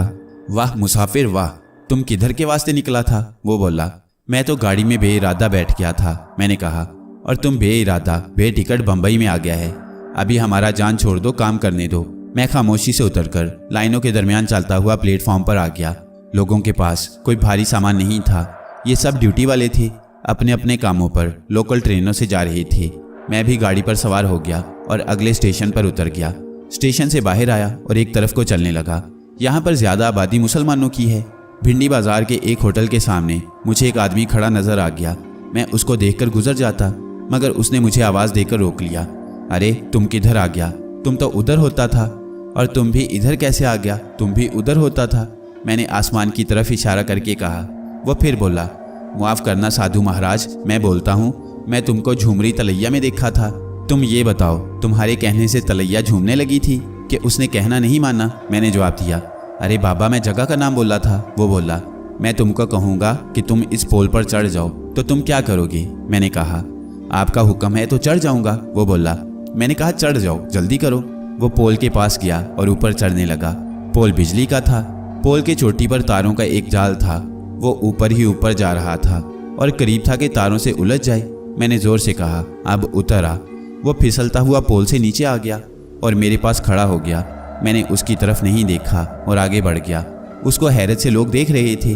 कुछ लोगों की नज़रें मेरी तरफ भी थीं। मेरे कदम आगे बढ़ाते ही जैसे वो होश में आ गया और मेरे सामने आकर मेरे पैर पकड़ लिए। मैं खड़ा हो गया और बोला, तुझे क्या हुआ? जाने दे। महाराज, बहुत बुरा आदमी हूँ। आपसे मुलाकात तो मेरी मुक्ति है, आपको कैसे जाने दूँ? तो फिर मेरा काम करेगा तू? मैंने पूछा। मैं सेवा करूँगा, आपके चरण धो धो कर पीऊँगा। वो बोला, मेरे चरण बहुत गंदे हैं, तू नहीं पी सकेगा। मैंने कहा, मेरे अंदर जो गंदगी भरी है उससे ज़्यादा गंदे नहीं होंगे। वो बोला, तेरा एहसास जाग गया है, तू आज से सफाई पर लग जा। इंसान खुद गंदगी चढ़ाता है, खुद उतारता है। महाराज, एक बात बोलूं? उसने कहा। जो तेरे दिल में है बोल दे। मैंने कहा, मैंने ज़िंदगी में शायद ही कभी मेहनत की रोटी खाई हो। मैं इधर बम्बई में नए आने वालों के साथ नया नया ड्रामा करता और उनको ठग लेता। मैं बहुत गंदा आदमी हूँ। अभी तुम बोला कि अपन अपना मैल उतार ले, उसके वास्ते तो साबुन का ज़रूरत है। कपड़े के मैल उतारने को बाजार में साबुन मिलता है, मन के अंदर के मैल उतारने को कहीं साबुन नहीं मिलता। आज अपन को पता चला कि अंदर कितना गंदगी है। कुछ अपन के वास्ते करो गुरुजी। वो बोला, तेरा नाम क्या है? मैंने पूछा। मेरा नाम शंकर है, मगर इधर सब मुझको भोंपू बोलते हैं। वो बोला, तेरा नाम भोंपू इसलिए होगा कि तू ज़्यादा बोलता होगा। तुझे किसी ने नहीं बताया कि जो ज़्यादा बोलते हैं वही ज़्यादा बातें गलत करते हैं। फजूल खर्ची किसी चीज़ की हो अच्छी नहीं होती। मैंने कहा, आपने कह दिया और मैं खामोश हो गया। अब फालतू नहीं बोलूँगा। भोंपू ने कहा, अगर तू काम करे तो तुझे कोई रोकता है? मैंने पूछा। नहीं गुरु, रोकेगा कौन? मेरा मन खुद कुछ करने को नहीं करता। भोंपू बोला, काम जिंदगी की अलामत है। जो कुछ नहीं करते वो मुर्दा हैं। तू जिंदा रहना चाहता है कि मुर्दा होना चाहता है? मैंने सवाल किया। गुरु, अभी तो मेरी शादी भी नहीं हुई, मैं मरना नहीं चाहता। भोंपू बोला, तो फिर तुझे अपना मन मारना होगा और उसको मुर्दा करना होगा। जो तुझको काम करने से रोकता है, तुझे कोई भी धंधा करना होगा, किसी के साए में आना होगा। मैं परछाई हूँ, ना तू मेरा साथ दे सकता है, ना मैं तुझे अभी कुछ दे सकता हूँ। मैं कौन हूँ? तुझे मिला था कि नहीं? भूल जा। तूने एक खूबसूरत ख्वाब देखा था। तेरा साबुन यही है। इंसान अपना मैल खुद धोता है। दुनिया में ऐसा कोई धोबी नहीं जो किसी के मन के अंदर के मैल को साफ कर सके। मेरे पीछे मत आना। तेरे लिए मेरे पास जो था तुझे मिल गया। तेरा काम है उसको रखना। मैंने कदम आगे बढ़ा दिए। कुछ लोग भोंपू के करीब खड़े थे। उन्होंने भी मेरी बातें सुनी थी। मैं बड़ी तेज रफ्तारी से उनसे दूर होता गया। बम्बई शहर का ये मिजाज है कि कोई किसी की परवाह नहीं करता। हर शख्स अपने धंधे में लगा रहता है। हजारों लोग फुटपाथों पर सोते हैं। उनका कोई मकान नहीं, कोई ठिकाना नहीं। दिन में काम करते हैं और रात को फुटपाथ उनका घर होता है। इंसानों के इस जंगल में इंसान बहुत कम है। लोगों से चप्पा चप्पा भरा हुआ है। पूरे हिंदुस्तान से लोग यहाँ आते हैं। हर भाषा यहाँ सुनाई देती है। दौलत की यहाँ पर रेल पेल है, मगर मोहब्बत, भाईचारा और इंसानी हमदर्दी दूर दूर तक नजर नहीं आती। मैं एक मंदिर के सामने खड़ा हुआ था। बड़ा आलीशान मंदिर था। मंदिर के चारों तरफ बड़ी बड़ी दुकानें थीं। मंदिर का गेट बहुत बड़ा था। गेट पर बहुत बड़ी काली देवी की तस्वीर बनी हुई थी। मैं उसके अंदर चला गया। मंदिर में लोग आ जा रहे थे। बड़ी मूर्ति के सामने डंडोत कर रहे थे, चढ़ावे चढ़ा रहे थे। यहाँ पर कई पुजारी काम कर रहे थे। मैंने एक से पूछा कि बड़ा पुजारी या इस मंदिर का बड़ा आदमी कौन है? उसने मुझे एक तरफ इशारा करके बताया कि वहाँ उस तरफ चले जाओ। मैं उस इमारत की तरफ चला गया। दरवाजे पर एक नंगे सर और नंगे बदन एक आदमी खड़ा था। मुझे देखकर बोला, क्या बात है साधु, तुम इधर क्यों आ गए? पूजा तो उधर होती है। मैं पूजा करने नहीं, किसी से मिलने आया हूँ। मैंने कहा, यहाँ पर सिर्फ बड़े पुजारी हरदेनाथ रहते हैं। वो अभी किसी से मिल रहे हैं, अभी तुमसे नहीं मिलेंगे। जाओ, फिर कभी आ जाना। उसने कहा। मैं वापस मुड़कर बाग की तरफ चला गया। एक बड़ा बाग था। उसमें बड़े बड़े दरख्तों के अलावा फूलों की क्यारियां भी बहुत थीं। मैं एक जगह खड़ा हो गया और खुद को दरख्त तस्वुर किया और एक बहुत घने आम के दरख्त में तब्दील हो गया। मेरे सामने पुजारी का मकान था। उसके दरवाजे पर नंगा और गंजा उसका चौकीदार मौजूद था। शाम से पहले बड़े पुजारी का दरवाजा खोला तो एक बहुत लंबा चौड़ा बदन से नंगा आदमी दरवाजे से बाहर आया। उसके साथ एक औरत थी। औरत सुर्ख सफ़ेद थी। उसका कद भी लंबा था। बदन पर नीले रंग की साड़ी थी। वो दोनों बाग में आ गए। मेरे साय में बड़ी नरम और साफ घास उगी हुई थी। वो मेरे तने के पास बैठ गए तो औरत बोली, महाराज, मैंने आपकी ख्वाहिश पूरी कर दी, अब आप भी मेरे लिए कुछ करो। पुजारी ने मुस्कुराकर उसकी तरफ देखा और बोला, देवी जी, कार खरीदने को कार की रकम अदा करना पड़ती है और साइकिल खरीदने को साइकिल की कीमत अदा करना होती है। हर चीज का एक दाम नहीं होता। तुमने अभी पूरी कीमत अदा कब की है कि पूरा काम हो जाए? पुजारी बोला, आप काम पूरा करें, मैंने कीमत अदा करने से कब इनकार किया है? औरत बोली, तेरी पूरी फिल्म बन जाएगी, फाइनेंसर रकम अदा कर देगा, इतना काम तो हमने कर दिया है। अब रहा कि वो चलेगी या नहीं, हम नहीं बताएंगे, हमने तो कई काम एक कीमत में बता दिए हैं। पुजारी बोला, पुजारी जी, सब काम करने हैं। मेरी फिल्म सिल्वर जुबली करे और मेरे साथ वाले मेरा मुकाबला न कर सके, मेरी ये तमन्ना है। मैं बड़ी आस लेकर आई हूँ। आपकी खिदमत जब आप बोलेंगे करूँगी, मना नहीं करूँगी। काम होने के बाद भी आपकी खिदमत करती रहूँगी, मेरा वादा है। तुम्हारी नगरी के लोग अपने बिगड़े वक्त पर आते हैं, तुम्हारा पति तुमको रोक नहीं लेगा। पुजारी बोला, नहीं, वो खुद मुझे तुम्हारे पास छोड़कर गया है, उसकी तो आप फिक्र ही ना करें। औरत ने कहा, देवी जी, अभी मैं वादा नहीं करता, मैं अपनी देवी को राजी करने की कोशिश करूंगा। अगर तुम आती रही तो जरूर मैं ये काम कर सकूंगा। पुजारी ने कहा, अब मैं बेफिक्र होकर जाऊंगी। औरत ने कहा, इतनी ज्यादा बेफिक्र होने की जरूरत भी नहीं है। पुजारी बोला, इसका तो मतलब हुआ कि आपने मेरा काम नहीं किया है, कुछ कसर बाकी रह गई है। औरत बोली, दुनिया में हर काम पूरा नहीं होता, कहीं न कहीं कसर तो रह जाती है, और तुम पलक झपक कर अपनी फिल्म कामयाब कराना चाहती हो, तो बताओ ऐसा होना कितना मुश्किल है। फिल्म कामयाब कराना है तो तुमको खुद मेहनत करना होगी। सिर्फ मेरे आशीर्वाद से हजारों लोग सिनेमा तक नहीं आएंगे। मैं सबके दिमाग को कंट्रोल नहीं कर सकता। मैं सिर्फ ये गारंटी ले सकता हूँ कि फाइनेंसर किस्त अदा करेगा और फिल्म बन जाएगी। तुम अच्छा बनाओगी तो चलेगी भी, मैं कामयाब कराने की गारंटी नहीं ले सकता। हरदेनाथ ने जवाब दिया, गुरुजी, मेरी एक मार्केट वैल्यू है, लोग मेरे नाच के दीवाने हैं। मैंने अब तक दूसरों के लिए काम किया है, मेरी जाती ये पहली फिल्म है, ये मेरी इज्जत की बात भी है। मैं पूरी जान लड़ा दूंगी। मैंने हर फार्मूला इसमें इस्तेमाल किया है, मगर कभी कभी ऐसा भी होता है कि बड़े बड़े फनकारों की और करोड़ों के बजट की फिल्में बुरी तरह पिट जाती हैं और गैर अहम अदाकारों की कम खर्च पर बनाई गई फिल्में सुपरहिट हो जाती हैं। मैंने इस फिल्म पर अपना सब कुछ दांव पर लगा दिया है। आपका आशीर्वाद भी शामिल हो जाए तो फिर मैं बेफिक्र हो जाऊंगी। मैंने आपसे वादा किया है कि आपकी लौंडी बन जाऊंगी, जब आप याद करोगे आ जाऊंगी, मगर मेरा ये काम आपको करना होगा। औरत ने इल्तिजा अमेज लहजे में कहा।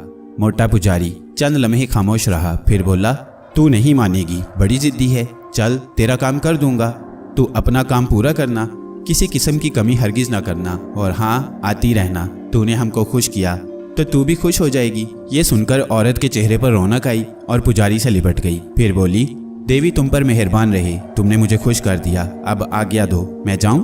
पुजारी ने जवाब दिया, जा, और कल रात जरूर आना, मैं तेरा इंतजार करूंगा, मैं सर के बाल आऊंगी। इसके बाद वो दोनों दरवाजे की तरफ चल दिए और मुझसे दूर चले गए। रात हो गई, मैं इस हालत में सो गया। सवेरे फिर मंदिर में हलचल शुरू हो गई। उस बाग में कई माली थे। एक आदमी मेरे करीब आकर खड़ा हो गया और हैरत से मेरी तरफ देखने लगा। उसने दूसरे को भी अपने करीब बुलाया और हैरत से बोला, अरे गर्धारी, ये आम का पेड़ यहाँ कब था? आम तो पूरे बाग में न था, ये इतना बड़ा पेड़ रातों रात यहाँ कैसे उगाया? गर्धारी की आंखें भी मारे हैरत के चमकने लगी और बोला, ये तो चमत्कार हो गया सोहनलाल। सोहनलाल फिर बोला, ये देवी की कृपा है, मैंने इतनी जल्दी जीवन में इतना बड़ा पेड़ उगता कभी नहीं देखा। तू ऐसा करके बड़े पुजारी को बता दे, ये तो उनको बताने की बात है। गर्धारी ने कहा, आप फिर दोनों चलते हैं। वो दोनों बड़े पुजारी के मकान की तरफ चले गए। मैं जानता था पुजारी ये सुनकर उनके साथ जरूर आएगा, इसलिए मैंने चोला बदला और इंसानी रूप में बड़े मंदिर की तरफ चल पड़ा और दूर खड़ा हो गया। वो तीनों बहुत तेजी से उस मुकाम की तरफ चले जिस पर आम का तनावर दरख्त उन्होंने देखा था। मैं वहीं पर उनकी वापसी का इंतजार करने लगा। वो वहां पर ज्यादा देर नहीं रुके। गर्धारी और सोहनलाल के चेहरे उतरे हुए थे और पुजारी उन पर नाराज हो रहा था। मैं उनके करीब चला गया और बोला, किस बात पर इतने नाराज हो पुजारी जी? अरे बताओ, बिला वजह मुझे बुला लाए कि बाग में आम का दरख्त खड़ा है। अरे इस बाग में कभी आम का बूटा लगाया ही नहीं गया। पुजारी बोला, तुम नहीं लगाओगे तो क्या आम होगा नहीं? मैंने पूछा, मैं जो कह रहा हूँ। 20 साल से यहाँ पर हूँ। देवी के चरणों में आज तक आम नहीं लगा और तुम कौन हो साधु कि मुझसे सवाल जवाब कर रहे हो? पुजारी बोला, इस बाग में किसी दरख्त पर पाबंदी है कि ना होगी? मैंने कहा, मैं तुमको जवाब देने का पाबंद हूँ? अरे तू है कौन? बोले चला जा रहा है अनाब शनाब। और एक ये दोनों हैं कि चले आम का पेड़ दिखाने, दिखाया नहीं वो पेड़। अरे दिन में तुम दोनों ख्वाब देख रहे हो। तुम हरदेनाथ हो, इस बड़े मंदिर के बड़े पुजारी। तुम्हारे पास बड़े बड़े लोग अपनी बिगड़ी बनाने को आते हैं, मगर याद करो कल शाम तुम किस दरख्त के साए में फिल्म एक्टर्स के साथ बैठे थे? कहो तो ये भी बता दूं कि तुमने क्या कहा और उसने तुमसे क्या कहा। तुम क्या जानते हो कि तुम्हारी आंखें करीब की चीज नहीं देखती, तुम दूर की बातें करते हो। तुम्हारी याददाश्त इतनी कमजोर है कि तुमने उस दरख्त के साए में कुछ वक्त गुजारा और तुमको पता नहीं कि तुम कहाँ हो। पुजारी, तुम खुद को इस काबिल समझते हो कि इस मंदिर के बड़े बने रहो? मैंने कहा। पुजारी की बेइज्जती उसके मामूली मुलाजमीन के सामने हो रही थी। उसका चेहरा बिगड़ रहा था। इंसान कितने हौसले का हो, उसकी बेइज्जती का एहसास उसको होता है तो उसका चेहरा बिगड़ जाता है, चेहरा सुर्ख हो जाता है और उसके एहसाब तन जाते हैं। अगर ताकतवर होता है तो बेइज्जती करने वाले पर पिल पड़ता है और अगर कमज़ोर होता है तो उसके आंसू निकल पड़ते हैं। पुजारी सांड की तरह था। उसने नफरत भरी नज़रों से मेरी तरफ देखा और गुस्सा भरी खुरखुराती आवाज़ में बोला, तुझे मेरे बारे में पता नहीं है? तू जो साधु बना फिर रहा है, सारी अकड़फूं 1 मिनट में नाक के रास्ते निकाल दूंगा। मैंने ज़िंदगी में किसी को मुआफ़ नहीं किया, मुआफ़ मैं तुझे भी नहीं करूंगा। मगर इस वक्त मैं आम के पेड़ को देखूंगा। वो कौन है जो मुझे जुल दे गया? तू मुआफ़ नहीं करता और मैं मुआफ़ी नहीं मांगता। तू अगर ज़िद्दी है तो मैं भी हिट का पक्का हूँ। तू मेरे रहने का बंदोबस्त मंदिर में कर दे, मैं यहीं पर रहूँगा। मैंने कहा, तू इस मंदिर की 4 दीवारी के अंदर नहीं रहेगा। पुजारी बोला, मैं देखना चाहता हूँ कि तू आम के पेड़ का पता चला सका कि नहीं। मैंने कहा, मुझसे छुपकर वो कहाँ जाएगा? वो बोला, और मैं जानता हूँ कि तू कुछ पता नहीं कर पाएगा, इसलिए मुझे रखना नहीं चाहता कि तुझे तेरी हार का मैं एहसास ना दिलाऊं। मगर हार तेरे मुकद्दर में है। मैंने कहा, तुझे देखना है मेरी हार? पुजारी ने पूछा। तू अंधा है, तुझे नजर नहीं आया, मगर मैं देख रहा हूँ। मैंने कहा, तो फिर तू यहाँ रह और देख मेरी शक्ति। मैं पूरे बम्बई में अकेला हूँ, मेरा कोई मुकाबिल नहीं है। और तू जो साधु बना फिरता है, तेरी कलाई भी उतार कर तेरी असलियत सबके सामने लाऊंगा। तूने गलत आदमी पर हाथ डाला है। मैं हरदेनाथ हूँ, सुन लिया?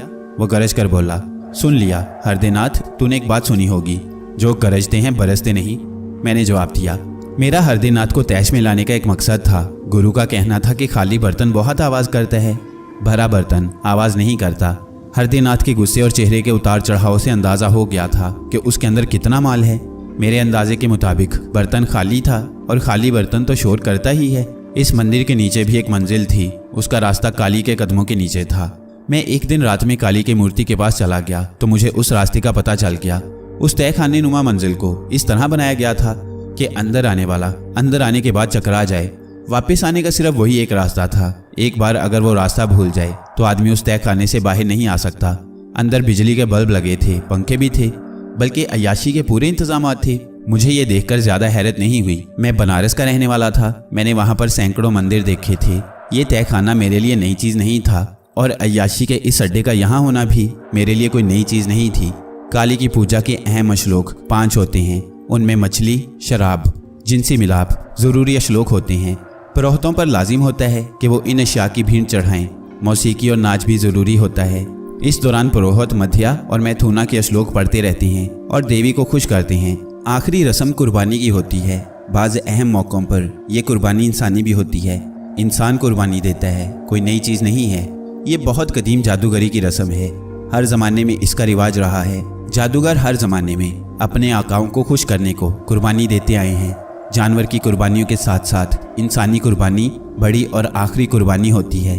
उससे बढ़कर कोई कुर्बानी नहीं है। इसके अलावा दुनिया के बेशतर मज़ाहिब में भी हैवानी कुर्बानी को मुस्तहिक करार दिया गया है, मगर किसी भी मज़हब ने इंसानी कुर्बानी के बारे में हुक्म नहीं दिया। ऐसा वाहियात और जालिमाना हुक्म सिर्फ शैतान के मसलिक में होता है। मेरा इल्म और तरीक़ाकार किसी मज़हब से मुतसादिम नहीं था। वो एक अलग चीज़ था। किसी को दुख नहीं देता और किसी को परेशान नहीं करता। सारे दुख और परेशानियाँ आमिल के लिए थी। वही सब कुछ बर्दाश्त करता है, मगर उसका दिफाई किला बहुत मजबूत हो जाता है। उस पर किसी तरह का जादू असर नहीं करता। कोई बीर उसके करीब नहीं आता। इंसान फौलादी चट्टान बन जाता है और अगर वो उस इल्म को इस्तेमाल करता है तो पहाड़ों को रेत में बदल सकता है। जंगल के घने पेड़ों को ज़मीन से उखाड़कर हवा में मौलिक कर सकता है। मैंने अब तक सिर्फ एक दर्जा पास किया था, मगर मुझे ये जादूगर जो खुद को बहुत ऊंचा और कारीगर समझते थे बौने लगते थे। वक्त गुजरने के साथ साथ मेरे अंदर तब्दीली आ रही थी। मैं बदल रहा था, मगर ये इतना गैर महसूस तरीके पर हो रहा था कि मेरे सिवा किसी को इसका अंदाज़ा नहीं हो सकता था। पुरोहित बेचैन था, उसको कुछ पता नहीं चल रहा था। जहाँ पर उसके इल्म की इंतहा होती थी वहाँ से मेरा इल्म शुरू होता था। उसके कई भीड़ मेरे इर्द गिर्द मंडलाते थे, मगर मैं अपनी जगह पर था। मैंने उनको कुछ नहीं कहा था। हरदेनाथ पूरे 1 माह कोशिश करता रहा। इस दौरान उसकी प्यारी फिल्म एक्ट्रेस उसके पास आकर उसकी पूरी खिदमत करती रही और वो भी उस पर अनायतों की बारिश करता रहा। फिर उसकी फिल्म पूरे देश में रिलीज़ कर दी गई और इतनी बुरी तरह फेल हुई कि शायद ही कभी ऐसा हुआ हो। वो दौड़ती हुई हीरोइन की बजाय एक आम औरत के रूप में पुजारी के पास आ गई और बोली, मैं डूब गई महाराज, तुमने मेरी मदद नहीं की। मेरी ज़िंदगी भर की कमाई और इज्जत बर्बाद हो गई। तुम्हारी शक्ति और मेरी कुर्बानी सब बेकार गई। तुमने मुझे धोखा दिया है। पुजारी जी, ये बात तुम पर शोभा नहीं देती। मैंने तुम पर मान किया था, भरोसा किया था, तुम्हारी खिदमत की थी। तुमने उसका बदला ऐसा भयानक दिया। ज़रा तुम अपनी इस हरकत पर गौर तो करो। पुजारी गर्दन झुकाए उसकी बात सुनता रहा, फिर बोला। उसकी आवाज़ में वो पहले वाली घन गरज नहीं थी। वो एक हारा हुआ जवारी था। उसका हर दाव पिट चुका था। उसके नसीब में 3 छक्के नहीं थे। मैं हार गया देवी जी, मेरी शक्ति ने मुझे डुबो दिया। देवी नाराज़ हो गई। मेरा अब इस संसार में कुछ नहीं है। मैं तुमसे बहुत ज़्यादा शर्मिंदा हूँ। पहले जो कभी नहीं हुआ अब हो गया। मैं हर काम ठोक बजाकर और आगे पीछे देखकर करता रहा हूँ, मगर मैं मार खा गया। तुम्हारी दौलत बर्बाद हो गई और मेरी इज्जत और वकार सब बर्बाद हो गया। मैं अब खुद को एक बेकार शय समझ रहा हूँ। तुम अगर चाहो तो अपने नुकसान के बदले मुझे जूते मारो, मुझ पर थूको। मैं तुमसे कुछ नहीं कहूँगा। मैं नाकारा आदमी हूँ। पुजारी गर्दन झुकाकर बैठा था। औरत उसके करीब खड़ी थी। मैं दरवाजे के अंदर चला गया। दोनों ने गर्दन उठाकर मेरी तरफ देखा, मगर दोनों की जुबान से कुछ नहीं निकला। मैंने अंदर आकर औरत से कहा, बैठ जाओ। वो पुजारी के करीब बैठ गई। मैं भी उसके सामने बैठ गया। इंसान बड़ा आसान पसंद होता है। वो मेहनत और कोशिश को छोड़कर शॉर्टकट मारना चाहता है। वो नहीं सोचता कि उस शॉर्टकट से वो कितनों के हक पर डाका मार रहा है। तुमने अपनी पूरी दौलत एक फिल्म बनाने पर लगा दी, मगर तुमने उसके हकीकी तकाजे पूरे नहीं किए और उनको पूरा करने के लिए शॉर्टकट मारा और इस पुजारी की खिदमत करने लगी। तुम्हारा धड़न तख्ता हो गया। इसमें पुजारी का दोष नहीं है। इसने तुमको नहीं कहा था कि मैं तुम्हारा हर काम कर दूंगा। इसका दोष ये है कि इसने तुम्हारे बदन को इस्तेमाल किया और अपनी शक्ति और पहुंच की मद तुमसे छुपाई, और तुम पुजारी अब तक नहीं समझ सके कि पुरस्कार दुनिया में कितनी भी दूर चले जाओ रास्ता ख़त्म नहीं होता। हज़ारों रास्ते हैं, हज़ारों लोग हैं, सब अपनी अपनी राहों पर सफ़र कर रही हैं। कुछ आधे रास्ते पर पड़े हैं। वो इतने सफ़र को ही आखिरी समझ रहे हैं, मगर ये उनकी भूल है। पुजारी, तुमने आधा सफ़र किया है और लौटकर इस मंदिर को अपना मस्कन बना लिया है। कम अकल, आसान और शॉर्टकट मारने वालों के लिए तुम बहुत कुछ हो, मगर तुमने देख लिया कि तुम कितने पानी में हो। मैंने कहा। पुरोहित और वो औरत बातें गौर से सुन रहे थे। मेरी बात ख़त्म ही हुई थी कि दोनों मेरे कदमों में झुक गए। मैं एक झटके से खड़ा हो गया और गरज कर बोला, खड़े हो जाओ। मैं इस काबिल नहीं कि तुम मेरे कदमों में झुको। मैं तुम दोनों को तुम्हारे अंदाजे और शक्ति दोनों का एहसास दिलाना चाहता था। तुम्हारे सामने सारे रास्ते खुले हैं। तुम एक शादीशुदा औरत हो। तुमको क्या करना है तुम जानती हो, और ये पुजारी भी अपनी हैसियत और काम जानता है। मुझे कुछ बताने की ज़रूरत नहीं है। मेरा काम ख़त्म हुआ। मैंने दरवाजे की तरफ मुंह फेरा और मंदिर के मेन दरवाजे से बाहर आ गया। बम्बई की सड़कों पर ट्रैफिक का वही अज़दहाम था। सब भाग रहे थे एक दूसरे से आगे जाने के लिए, मगर मैं बड़ी सुस्त रवि से कदम आगे बढ़ा रहा था। मेरे सामने एक बहुत बड़ा पार्क था। मैं एक बहुत बड़े गेट के पास था। ये शायद गेट ऑफ इंडिया था। लोग इसके चारों तरफ थे। इसमें क्या देखने की चीज़ थी मुझे पता नहीं, और मुझे इसमें कोई दिलचस्पी भी नहीं थी। मैं एक किनारे पर पड़ी एक लकड़ी की बेंच पर बैठ गया और गौर से इस ऊंचे गेट को देखने लगा। मुझे नहीं पता कि मैं कितनी देर इसी हालत में रहा। जब आंख दूसरी तरफ हुई तो पता चला कि मेरे इर्द गिर्द लोग खड़े हैं, खामोश, संगी बुतों की मानिंद। कोई कुछ नहीं कहता, सब खामोश है। मैंने कुछ देर उनके बोलने का इंतज़ार किया, मगर जब कोई ना बोला तो मैंने कहा, तुम लोग क्यों खड़े हो, क्यों अपना वक्त बर्बाद करते हो? उनमें से एक आदमी आगे बढ़ा और हाथ जोड़कर बोला, साधु महाराज आपकी सेवा करना चाहते हैं इसलिए खड़े हैं। मेरी सेवा क्यों ज़रूरी है? मैंने पूछा। बहुत दिन के बाद ऐसा धर्मात्मा देखा है इसलिए सब खड़े हैं। तुमको किसने कह दिया कि मैं कोई धर्मात्मा हूँ? मैंने पूछा। कहेगा कौन? पूरे 6 दिन के बाद आपने एक जगह से नजर हटाई है और जुबान खोली है। ये बात क्या कम है? तुम लोग गलत समझ रहे हो, मैं सो रहा था, मैंने कहा। आप जो कुछ हैं ये तो सब जानते हैं। आपके नज़दीक जाने वाले डर के मारे दूर भाग गए। आप कृपा करो और हमें सेवा करने का मौका दो। वो आदमी बोला, मैं सफ़र में हूँ, चलो कहाँ ले जाओगे? मैंने कहा। एक बहुत मोटा आदमी आगे बढ़ा और बोला, मेरा नाम जीवन तिवारी है, आप मेरे साथ चलें। मैं बेइरादा खड़ा हो गया और बोला, चलो कहाँ चलना है? उसने एक तरफ इशारा किया तो लोग हट गए और एक सफ़ेद रंग की चमचमाती कार मेरे सामने आ खड़ी हुई। मोटे ने दरवाज़ा खोला और बोला, आओ महात्मा जी। मैं गाड़ी के अंदर बैठ गया। मेरे बाद वो भी आगे बैठ गया। वही पहले वाला आदमी आगे बढ़ा और मोटे से बोला, तिवारी जी हम दर्शन को आएंगे। तिवारी ने जवाब दिया, आना, ज़रूर आना, मना किसने किया है? मोटर कार रवाना हुई और मोड़ मुड़ती एक बहुत बड़ी कोठी के अंदर पहुंचकर रुक गई। तिवारी जल्दी से नौकरों की तरह उतरा। उसकी फुर्ती उसके मोटापे को देखकर हैरत में डालती थी। वो उतर कर बोला, आओ महाराज, यही मेरा गरीब खाना है। मैंने नीचे उतरकर उसके गरीब खाने पर नजर डाली। 2000 गज पर तो सिर्फ उसका बाग था और उसके बाद ना मालूम कितने हजार गज पर ये कोठी थी। उस पर सफ़ेद रंग किया हुआ था। गेट पर चौकीदार खड़ा था। मैंने मुस्कुराकर कहा, आदमी को इतना नाशुक्र नहीं होना चाहिए। तुम इसको गरीब खाना कह रही हो? मैंने इस शहर की सड़कों पर 2 गज ज़मीन पर 8-8 आदमियों को सोता देखा है। तुमने इस महल को गरीब खाना कहकर रहने वाले की तौहीन कर दी है। मैं इसके अंदर नहीं जाऊंगा, मैंने कहा। जीवन तिवारी का चेहरा उतर गया। वो मेरे कदमों में बैठ गया और बोला, गलती हो गई महाराज, मुझे माफ़ कर दो, अब कभी नहीं कहूँगा। तुम एक कुत्ता पालते हो, उसको खिलाते हो, घर में रखते हो। वो जानवर है मगर वो तुम्हारा गुलाम हो जाता है, तुम पर जान निसार कर देता है। इंसान को कुत्ते से बेहतर होना ज़रूरी है और जो बेहतर नहीं वो इंसान नहीं होता। तुम पहले इंसान बनो, फिर इंसानों की खिदमत करना। मैं जा रहा हूँ, मैंने कहा। उसने मेरे पैर पकड़ लिए।